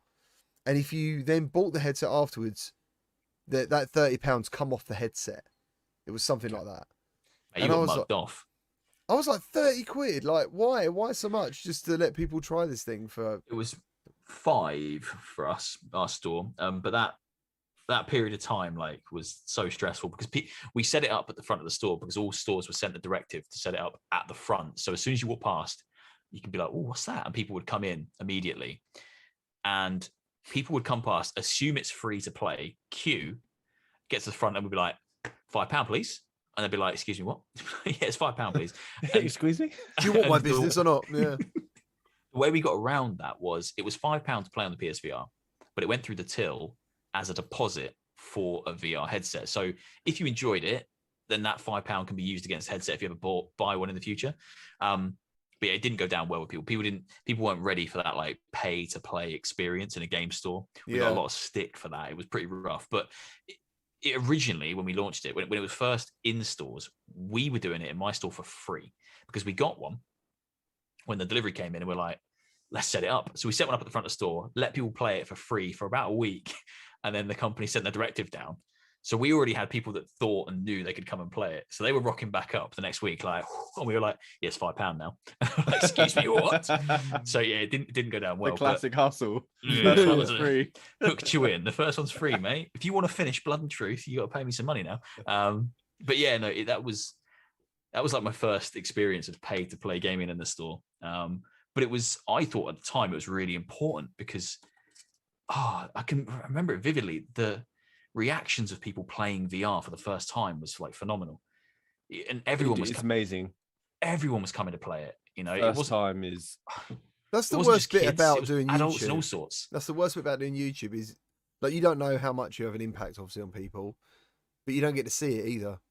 You don't get to see them enjoy it. Do you know what I mean? You just get a nice message maybe saying, "Oh yeah, I've just bought this headset. It's really good. Thank you very much." Blah blah blah. You don't get to see that magic bit that you just talked about. And oh, what a cute moment, dude. You're right. Think about how many people we've enabled to have that magic moment. Yeah, you just don't know. How lovely. Yeah. It changed my life. It changed all our lives, really. We wouldn't be sitting here otherwise. But yeah, Paradise Decay's answer 0 call. He was asking how they cleaned headsets at EGX. And yes, they had a £5,000 UV light headset cleaning thing. because there was the University of Portsmouth. They've been given a £6 million grant to invest in like VR and XR. And when I spoke to the guy, I'm sure Steve did as well. Did you speak to that guy when he was talking about how they're trying to find ways of involving all aspects of university in some sort of VR and XR tech? No, but it was good. It was really good, and it was really cool to see that they're investing in it, and it's going to be part of people's education. You know, it's really good. Yeah. There's Only more to down it the than road from gaming. me. There's more to it than gaming. So Just go check it out. you should go. I think that's the thing I always forget is there's far more to it than gaming, because I have my blinders on. You know, that's what I look at. I look at the games. I'm excited for the games, and then my little bubble is very game orientated, and I do forget. And it's nice to have these conversations because then you do remember these things, and like it is about more than gaming. Amazing things as well, like yeah, pain relief in hospitals and is a big one. It's so good. Love it. Do you know what? That's so. Go on, Ben. Sorry. No, I was only going to say, I think I've seen stories as well of kind of elderly people who have used VR and used things like Google Earth to just go to places they used to go to that they can no longer go to anymore because they might not be able to travel anymore on planes, and they get to go and revisit these places. And it's like almost, it's such an important experience for them because I've done it. The first thing I did, one of the first things I did when I got my PCVR headset was go to like where I went on my honeymoon. Just popped it on, went to the little hotel. I was like, oh yeah, I've been there. And it's so bizarre seeing it in VR, but yeah, it does go so much further than me just sitting in my front room playing Half-Life. There's so many cool things you do here. What's the Boneworks DLC that you could go to that house, and it was like a test demo for I know the one you're on about. Oculus back in the day. It was like a villa. Oh, I can't. Is it Tuscany? I think it's a Tuscany villa, right? There was a clip a long time ago of, and now I think it is the same Tuscany place. This elderly lady who was like on her deathbed, couldn't travel, couldn't go anywhere, and one of her favorite places to go was Tuscany, apparently. And everyone's saying Tuscany in the chat. her daughter put her in a headset and she revisited Tuscany, and it was like it was years ago, but it was like a viral video of this lady, like she's in tears, you know, 'cause she feels like she's there, and like there's butterflies flying around, and I remember that before I even knew what I was looking at, kind of thing. Yeah, that was very cool. It was pretty cool. So yeah, just touching on what you were saying. No, I think it's easy to get like soppy about it, but like it is so transformative for people that can't have those experiences anymore. It's easy for us to sit here as people in our relative youth and be like, VR's cool, I can shoot things.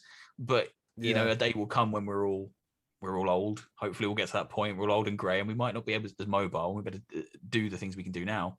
And VR will be that way that we can escape and relive some of the youth that we once had. Joining on what you're talking about, you've seen that the Canon have released the virtual reality lens for their cameras. I heard about this. Yes, you can. So it's a lens you put on your normal, like huge DSLRs, whatever you've got, and capture videos and photos in VR. Yeah. And if when we're old, we'll be able to go back, put our headsets on, and actually revisit actual moments that we captured. I can't wait for that, man. If they do that, so I know a lot of people don't like the Facebook side of Ray-Ban stories and stuff, but I done a little tweet of me doing some room scale, and it was recorded on Ray-Ban stories. I saw it. Now the benefit that I saw from watching that back is you get to see that video looks exactly your perspective. So it looks like a real memory. Instead of like being on a phone and you remembering you recorded that in that way, you're seeing what you're seeing again. And I think people might have overlooked that side of it, how smart that technology is. And I know you got all the privacy stuff, and, you know, to be fair, when he put them on to record, you got the little white light and you could miss it so easy. I get all that stuff. But the perspective of watching a video back in that way, I thought was really cool, personally, when I saw it. I've seen a few videos people captured, and they look a certain way. They remind me of Peep Show. Throwback. Watch the UK comedy show Peep Show, because they're shot from that literally, like they're shot from your eyes perspective. Yeah, and it's odd seeing that because we don't often see that through other people's perspective. It is a strange point of view, and I was tempted to buy them purely for that. I was like, stick them on, go for a meal with a friend or a night out with friends, and just record little clips, and it looks different to whipping your phone out and taking a snap. I think, yeah, I don't know. The applications of this kind of tech is mind blowing. I just looked at that camera. That looks insane, but someone in the chat said it's a 2K lens for a 4K camera. So yeah, that's some serious stuff. And another comment that made me laugh was Brand VR, I think, replying to me saying when we're old and grey and can't go anywhere, said, once I can't, I'll accept my death. So that's nice. I think like when I look at Benjo, he'll just be hat, eyes, and a beard, and that'd be it. That'd be all you'll see. All that's there. That's all what's needed to provide content. It'd just be you wouldn't even see the controllers in VR. You just see some hair moving. What's he doing? Him on his deathbed with his headset on, his grey beard. That's it. That'll be me. Steve won't know. He'll have like amnesia. He'll be like, I don't know what I'm talking about anymore. I forgot. yeah, I forget everything. Steve doesn't know. Steve doesn't know. I'd watch that. I'd watch the channel. I'll watch Steve doesn't know. That'd be well funny. You tell me what's going on. Thank you very much. That'd be the video. You're right. The comments afterwards. Oh, Grumpy Duck says, yeah, Cousin It. That's what he's talking about. Cousin It. Yeah, just all hair. Oh dear. Oh mate. Let's talk a bit about Lone Echo 2. Because no one else was. So let's talk a bit about this game. Who wants to lead out? Because I know we've all played this. Sorry. Hold on, wait. What's Steve doing? Let's go back. What are the comments about? He's gonna cry. Right, he's gonna cry. I've got tears in my eyes. One of the comments about Beardo is he looks like the granddad from Only Fools and All. Oh yeah, he does. Yeah. Can you do an impression of him? Can you do an impression of him? Oh my god! I love Only Fools and Horses. He's not wrong though, because my beard is doing that thing as well. It's growing outwards. It's going outwards. I told you, like this guy at my work, right?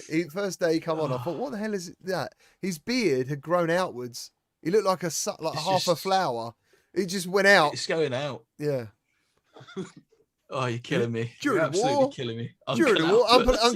It's Uncle Albert, isn't it? It's not Granddad. It's Uncle Albert. Uncle Albert. All right, Lone Echo 2. Lone Echo 2, here we go again. Lone Echo. Something a bit more emotional. Oh, bloody hell. Yeah, anyway. Yeah, so who touched Olivia's arse? Anyone? I didn't, right? I was good. Although it's in front of you for most of the game. It's the first time. I think she's got a lovely... She pushed me away. I went off she shrugged you off, mate. Like, I don't want you touching my bum. She goes, get off. Yeah, she does. She does raise her hand to you a little bit. Yeah. I had two favorite bits that kind of made me really appreciate how good the game was. Quite early on, I picked something up and I lobbed it at her, and she dodged it. Like she ducked under it and kind of put her arms up, like she knew it was coming, and she just completely maneuvered out of the way. And I was like, wow, that's awesome. And then another bit, I didn't realize you could actually grab hold of her, and she was looking at, I want to say it was her phone. It wasn't a phone. She was looking at some information on a little tablet thing. And I was on her, over her left shoulder. So I put my hand on her shoulder and peeked over to look at what she was reading. Yeah. I was just like, this feels so real. Incredibly immersive. And the voice acting is sublime. As a story, it's incredible. As a storytelling game, 100%. It was amazing. It is amazing. A lot of people are kind of, I've seen, not bad mouthing it. I haven't seen any real negative stuff. A few people have said that they don't really enjoy the pacing. It is quite slow, and I think that's why I do enjoy it, because it's a kind of a breath of fresh air. It isn't an all action. I'm not going around blowing things up. I'm just observing. I'm just existing in that world. Yeah, it's great. Just listening. How much have you guys played of it? I've only done 3 or 4 hours of it. I know it's supposed to be 9 hours. I haven't completed it myself yet, so don't give any away spoilers. I've just played a few hours at GT. Just so many games, right? So busy. There are so many games. I've played 2 hours, so I'm not that far either. But like you said, I think we've been really blessed over the past couple of weeks with some really solid stuff. It's been really difficult to juggle everything that we're playing. It's been great just to play games, because normally I'm doing the news, and I thought I'm gonna just play some games, change a bit, and just do a lot more gaming content. And it's been incredible, relighting my love for VR gaming again. Hell yeah, man! I think for me it was I knew we were on to a special month the first second I played Song in the Smoke, because that that's the kind of game that I really clicked with that game. As soon as I was crafting stuff, I was like, oh my God, yeah, this is going to absorb I was really me. impressed with the complexity of that game. I like the graphical style. Overwhelmed by the complexity as well. It's like, I actually only just found out, someone put a comment on one of my videos, and YouTube doesn't always push the comments through, but this came through as a notification on my phone. I thought, like an idiot, that the camps in Song in the Smoke were in set positions. But this person's like, no, you can just make a camp wherever you want. Oh, you fucking joking. Apparently, you know, when you bring your little menu up, your little like, there's a little symbol for like stones in a circle. Yeah. And you can build a camp. Oh, I didn't know that. God. I just thought they were checkpoints. I thought they were checkpoints. Mate, I went looking for like half an hour to go back to like a previous level to save my game, only to then walk all the way back again. Because I thought, where the hell is this? Where I can't. One of the levels, whatever the fourth one is with the magical boar, there is no campfire on that level. No, you've got to make it. When did he tell you that? It doesn't tell you that in the tutorial. tutorial. Because I think the first campfire you get to just needs you to chuck sticks in it, and the second one's missing a couple of stones. And it's hoping you to build one from scratch. Yeah. But I only figured it out from a comment. Because in the intro of that video, me sound like a complete prick, I'm there going, oh, one of the hardest bits of the game is you can't build a campfire. You have to find campfires in the world. Don't blame yourself. No, don't blame yourself. Boy Brown coming in. You seriously didn't know you can make your own camps with a... yeah. With you dick. Yeah. Mate, honestly, if no one tells me... Oh, I don't know, mate. I don't know. But yeah. How do I feel about that? Well, you got to go back and make a camp now. But yeah, playing that, and I was like, wow, that's really bloody good. And then I played Shadowgate next day, and I was like, bloody hell, that's really good. Shadowgate's really cool.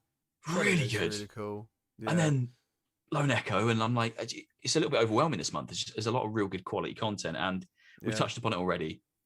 But it's a shame that the Lone Echo isn't going to get the recognition, the publicity. It didn't get the publicity it deserved. No one's talking about it. Like, it feels like it's kind of done already. It's out. It's done. It's happened. It felt like a kind of a push it under the carpet kind of thing, because it's not for Quest 2. Let's move on it's to not for the primary. Why are they doing that? Yeah, let's move on to the Quest content, boys. Get the money in. Yeah. Do either of you actually think? Because I know that the rumor's been banded around for a while. Do you actually think that any of the delays for Lone Echo 2 were because they were trying to get it to run on Quest hardware? No, I think they just couldn't get it to run in general.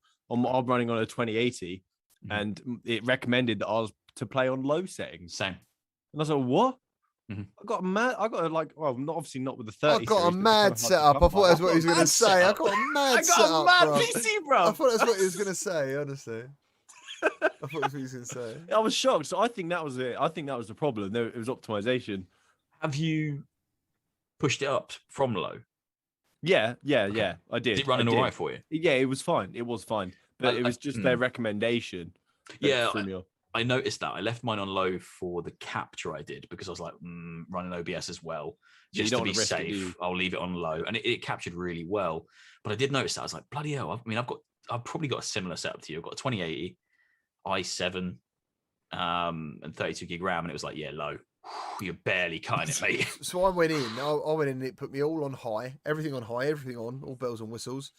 And it was a weird game because it played okay for 5 minutes. And then for no reason at all, I'm dropping frames. And I'm like, and it was really weird because it ran really well. I was like, wow, this looks amazing.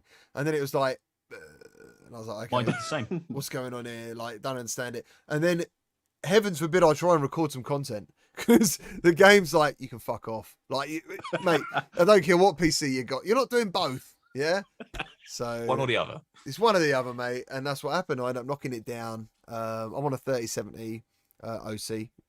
So wow. Yeah, that was that really. In the end, I had to drop a few things, and like the super sampling. So funny enough, when I spoke to Mike, he was like, dude, yeah, this game looks great. And he's got like a water cooled 3090 best of the best setup. Monster. Yeah? And he was like, and he said to me, yeah, to get the best capture, you want to put it up to super sampling 1.4. And I went, I'd have like 2 frames a second, I think, or something. It'd just be, because VR for me slideshow. You need it smooth.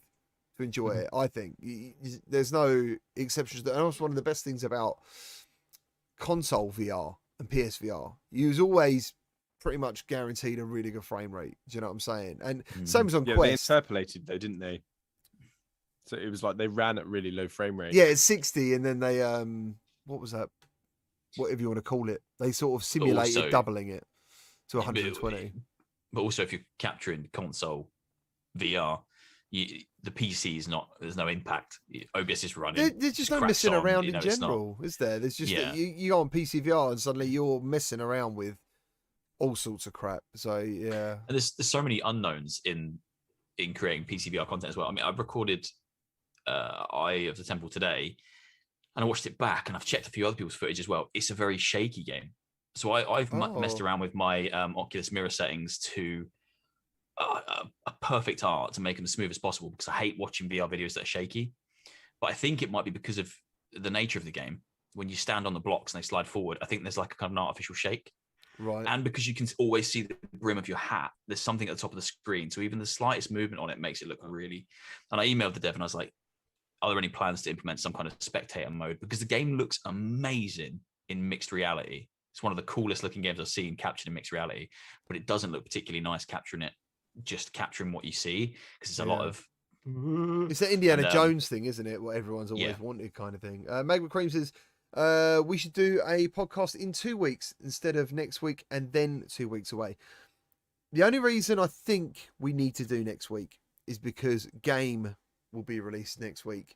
Game's out. And Game's out next week. Oh, I was like, what's this? Game. What game? And we need to. Game. Capital G Game. I can't wait. And we're going to need to talk about Game, I think. I'm going to have to watch you guys talk about Game. I'll rant. I think we'll have. Yeah, I think I'll have a lot to say about Game. Yeah, I'm nearly done with Game. Happy days. Done. Yeah, done. I'll keep my mouth shut. Done. Oh my god. Done. Jesus Christ. Yeah. Nice. So, but yeah, Lone Echo's great, and it deserves more love and attention, and it makes me sad that it isn't going to get it. It was beautiful. I could easily have spent, if my headset didn't die, I was playing wirelessly. You can spend so long playing that game in one sitting. It's so immersive. Yeah. Oh, did a game called Ragnarok come out or something? Hold up. The drumming one? Just quickly. I just want to address something. What's up? Boy Brown VR says, "Oh dear, not sounding good." I can't say anything. No, don't. That's it. No. But don't think bad things. Don't. That's it. Talk about Ragnarok. I'm not talking about anything. What is this? What is this Ragnarok? This is thing. Subscribe if you want to know about Game. Anyway, Ragnarok. drumming, isn't it? Yes, drumming. Is it good? I played the PC VR version. I haven't played the Quest version, but this game has some of the coolest songs ever. It's like Lab though, I think, on Quest, isn't it? It's official store now. They've been upgraded. Really? They've been upgraded to official store. I think I saw them talking about it on Twitter, and I do believe they've got onto the official store because they're being cheeky with this. They're putting stuff on App Lab and then checking the popularity of the title before allowing it onto the official store. That's business. That is cheeky. It's cheeky though. I mean, what's the cut? Is there a different cut from what they take from App Lab people to store people? Is it dude, Ragnarok's App Lab still. It goes to official Oculus store 21st of October. Steve didn't know. He didn't know. Steve didn't know. He didn't know. What? He didn't know. It goes to official Quest store 21st of October. Same day but we're talking about. I thought we're talking about right now. Well, you got to talk about the future. Steve didn't know. I do like the look of this game. Anyway. It does remind me of what does it reminds me of something, and it's not necessarily. Might be Guitar Hero a bit. What I think? I think it is Guitar Hero. I think I have played it actually. I think I have played it, but it was such a long time ago. I was going to say, surely it's basically Guitar Hero or Smash Drums, but there's a race element to it. So it's not just about hitting all the notes. You've got to hit all the notes and launch your power-ups to push the boat faster because you're racing another boat. Oh, I see the other boat right now. So there's another longboat alongside you. You're like the guy at the helm of an old-fashioned boat who bangs the rhythm of the drums for everyone to row. Do you go faster if you shout?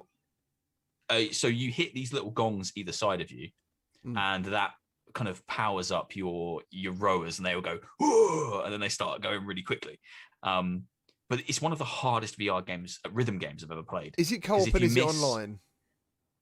It is multiplayer. It is online. I don't know if it's co-op. You play against other actual people. So I could race you. So we could have a boat race ourselves. That sounds cool. Co-op, no. We'd be playing against each other. PvP. It says custom songs are supported, and I think that's a really big deal. It's a huge deal. But the songs that are on there are amazing. Like they're like Viking rock. They're Viking metal, I'd probably say is better. They're really fast, really melodic. They're great. There's some really good stuff on there. Yeah. But yeah, it's hard as hell.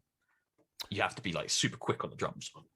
Darius Stone, hello. I've been wondering for a few weeks if the rumored Last of Us remake could be a VR game. Oh, I'd lose my mind. Yeah, I don't know if I'd handle that. I think I'd be sick in happiness. I wouldn't be able to handle that. I've played Last of Us I've completed the first one so many times. Stupid. I know this is a bit of a like weird diversion, but like when I was playing Lone Echo, the sequence where it's early on, Steve, so no spoilers. The sequence where you're in the tram and you're moving to the next bit. Oh yeah, I've played that bit, dude. Yeah. Nice. Yeah, as you're going through there and you see all the biomass and stuff, and you're looking out across all the space bits. I was like, imagine a Dead Space game in first person, like with these kind of visuals, because I don't know, my brain started like running wild with me. Like I'm a big horror fan. Well, you're sat on a tram waiting to get where you're going, right? This is it. You have time to think. I was like, what would look great like this? Honestly, the application, I would play so many old games if they converted them to VR. Dead Space, and I think is so sick. I think they should. I think they should bring all of these good franchises to VR. That's what they should do. Well, drive adoption. Yeah. No, I'm not even going to say what I'm thinking about saying. But yeah, there's such potential for older games to come to VR and look fantastic and play fantastic. Because it's a new experience. All of a sudden, it's exciting because you're seeing it from a different perspective. I think there's so much scope for it. I don't know how much. It would obviously be quite a lot of effort to port them games. I mean, it's easy probably to be like, you've already built the game. It's easy to just chuck it into VR. But obviously, there's more to it than that. Yeah. But yeah, there's so many classic games that would work. Some of them are really obvious, like your BioShocks. I still think Cosmodread. If that had have had the only thing that stopped that being AAA was the graphics, because the gameplay was there. Did you play Cosmodread, Steve? Nah, I know it. I know what you're on about there. I didn't really get into it. Love that game. I loved Cosmodread. The Dread Halls developers' next installment. Yeah, Dread Halls in space. But a bit of an upgrade over Dread Halls. It can be quite a short game, actually, if everything falls into place. It can be quite a quick game. But the whole premise of it, I particularly loved Cosmodread. I thought it was absolutely great. On the subject of Last of Us VR, they're doing some things happening at Sony, isn't it? I mean, there's rumors that Firesprite are working on a Horizon VR game. Forbidden Dawn. Was it Forbidden West? Forbidden Dawn? And Firesprite are the guys. Yeah, so you're talking about. Sorry, I'm just making sure that you were talking about Horizon Zero Dawn. Zero Dawn, not Forza. Not Forza. Imagine a Forza in VR. Horizon Zero Dawn. That's the rumor that was bumbling around online. I think last week was that Firesprite were going to be working on that, and that's kind of why they were acquired. Yeah, I mean it makes sense. I mean that acquisition kind of came out of nowhere. It'd be a huge game. I mean, I don't know what Firesprite have done outside of Persistence. I really like Persistence. I think Persistence is a great roguelike with VR options. Yeah. But I don't know what they've done outside of that. To then get the Horizon Zero Dawn IP, that's a big jump. But then they have VR experience. I think people were just connecting the dots with that one, but I'm not sure. There's a lot of rumors. I think when PSVR 2 drops, I think it's going to be a re-lightening of VR for everyone. I think it's going to be absolutely incredible, and I think putting in the work now for us on the channels, doing what we're doing, you're going to reap some massive rewards. I think You know, people are going to be coming looking for that news. Like for me personally, I missed out on PSVR. I had not as in I played it for anyone else. I could have made a video about that, and I didn't even think about YouTube. I was like in PSVR every day for a year and didn't ever think about making a video. And I could have had a year ahead. And I think to myself, when PSVR 2 comes and you're going to get those massive titles, like we're talking about certain games and game. Imagine that every month. Imagine a game like Game. This is the vaguest, well-known weirdest outside. podcast. I'm just saying, ever. like, big things are gonna happen, mate. Massive things are gonna happen. It's gonna be amazing. I'm completely with you. I think, and I do see what you say. I remember talking to my then boss and a colleague that I worked with at Game years before I even thought about starting. What, at Game? At Game. So not Game. Nothing to do with Game. But Game. Game the shop. Game the shop. The company. Gamey. And I remember talking to my boss at that point, a colleague in the store, and being like, I'm going to buy a PC. I'm going to buy a PC. I was a console gamer at the time. I had an Xbox. I was like, I'm going to buy a PC. I'm going to make videos. I'm going to put videos of myself online.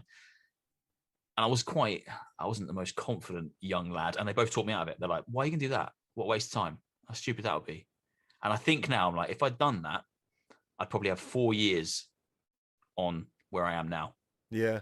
And I'm like, and it's so easy to look back and be like, I should have just done it. But they talked me out of it. Like, you won't use it.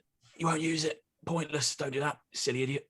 And it just, I think if anyone's out there in this chat thinking about making content, just do it. It's such a laugh. It's a lot of work, especially VR content. Jesus Christ. It's all, yeah. You're just like, go ahead, do it. Go and do it. I just want to say, it depends how deep you go with it. Yeah. Because I remember, like, you can do it now with PS5, I think. You just press the share button or whatever. And that was my first experience, yeah.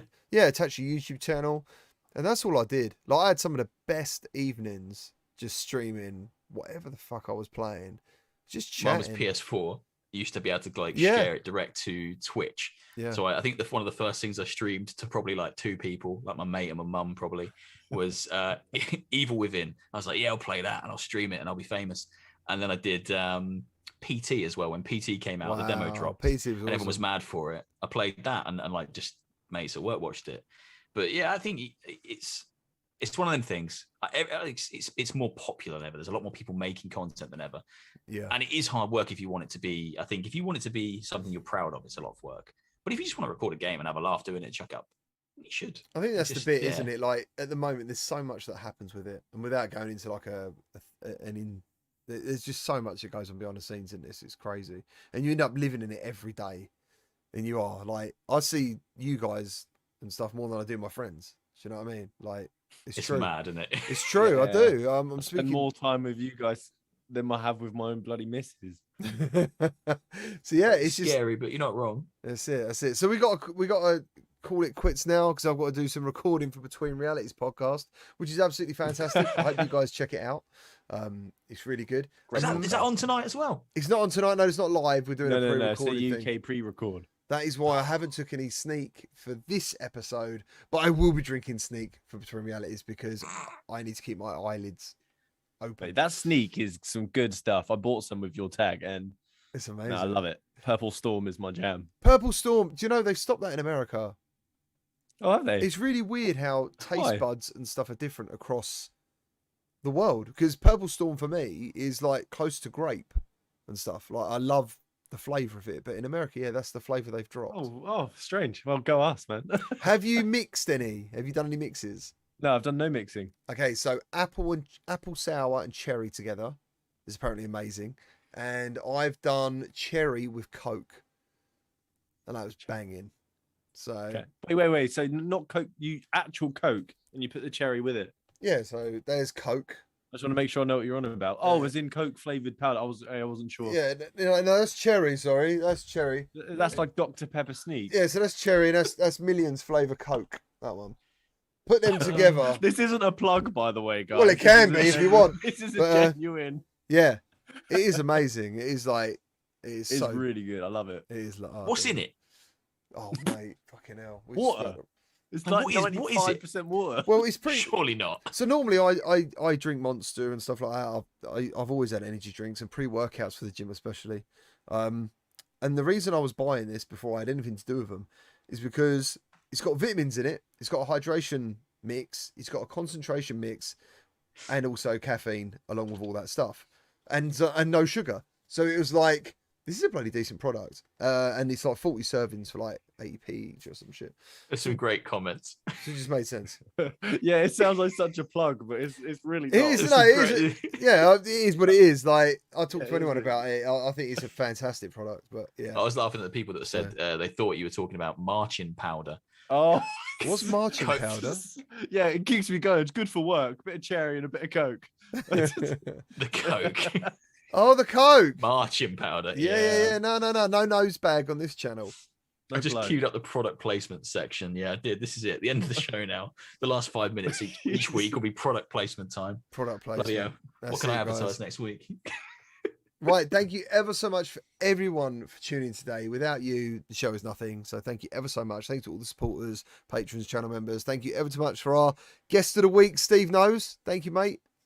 There he is. Guys. He knows. It was really good to bump into you at EGX as well. There's something really strange about seeing people on a screen and then seeing them in 3D. Yeah, it's been years. We've just seen like these little boxes of you guys. Yeah. Like, I thought Steve Knows. I thought I could have a story about that. I used to go to this guy. He used to sell me like copied games and stuff for Xbox, and he didn't have any legs. And I didn't. Roll that back. What did you do? He taught me how to do it as well. Games. Yeah, he used to buy me. But we all chipped our consoles. Yeah.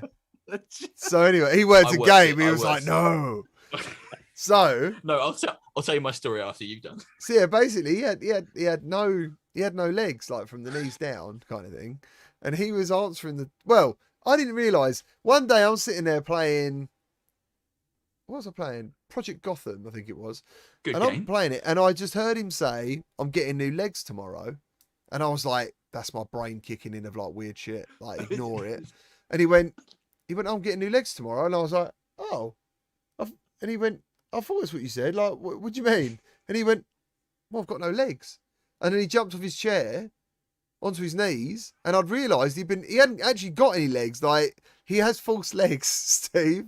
He has false legs, but he didn't have any at the time. So he'd been answering the door on his knees, and I hadn't even noticed. How long had you known him?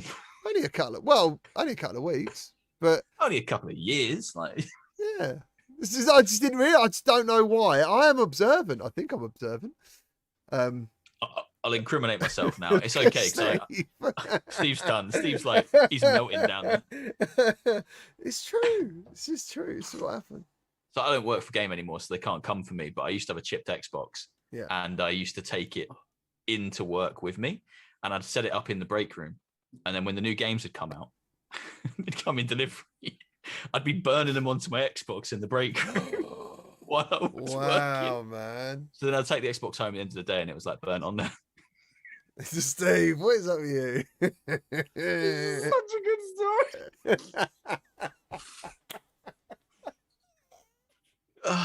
So yeah, you know, I've got loads. I have got so many bloody stories that I only usually tell on things like this, because you can't do them while you're streaming a game. It's just when you're talking. Yeah. I'm full of stories. I'm glad you enjoyed it, Steve. We should probably go before we start talking about game again. Incriminate ourselves. It made Steve moist. Look how moist he is now. Dude, I'm dead. I gotta go. Thank you ever so much, guys. Take care of yourselves. Ben, obviously, thank you, man. Thank you for being part of the show as always. It's fantastic. But yeah. Guys, son, everyone else, look after yourselves, stay safe, and we will see you. I think, should we do a show next Thursday? We have to, don't we? Matt's back. Matt's back. Game. Game's out.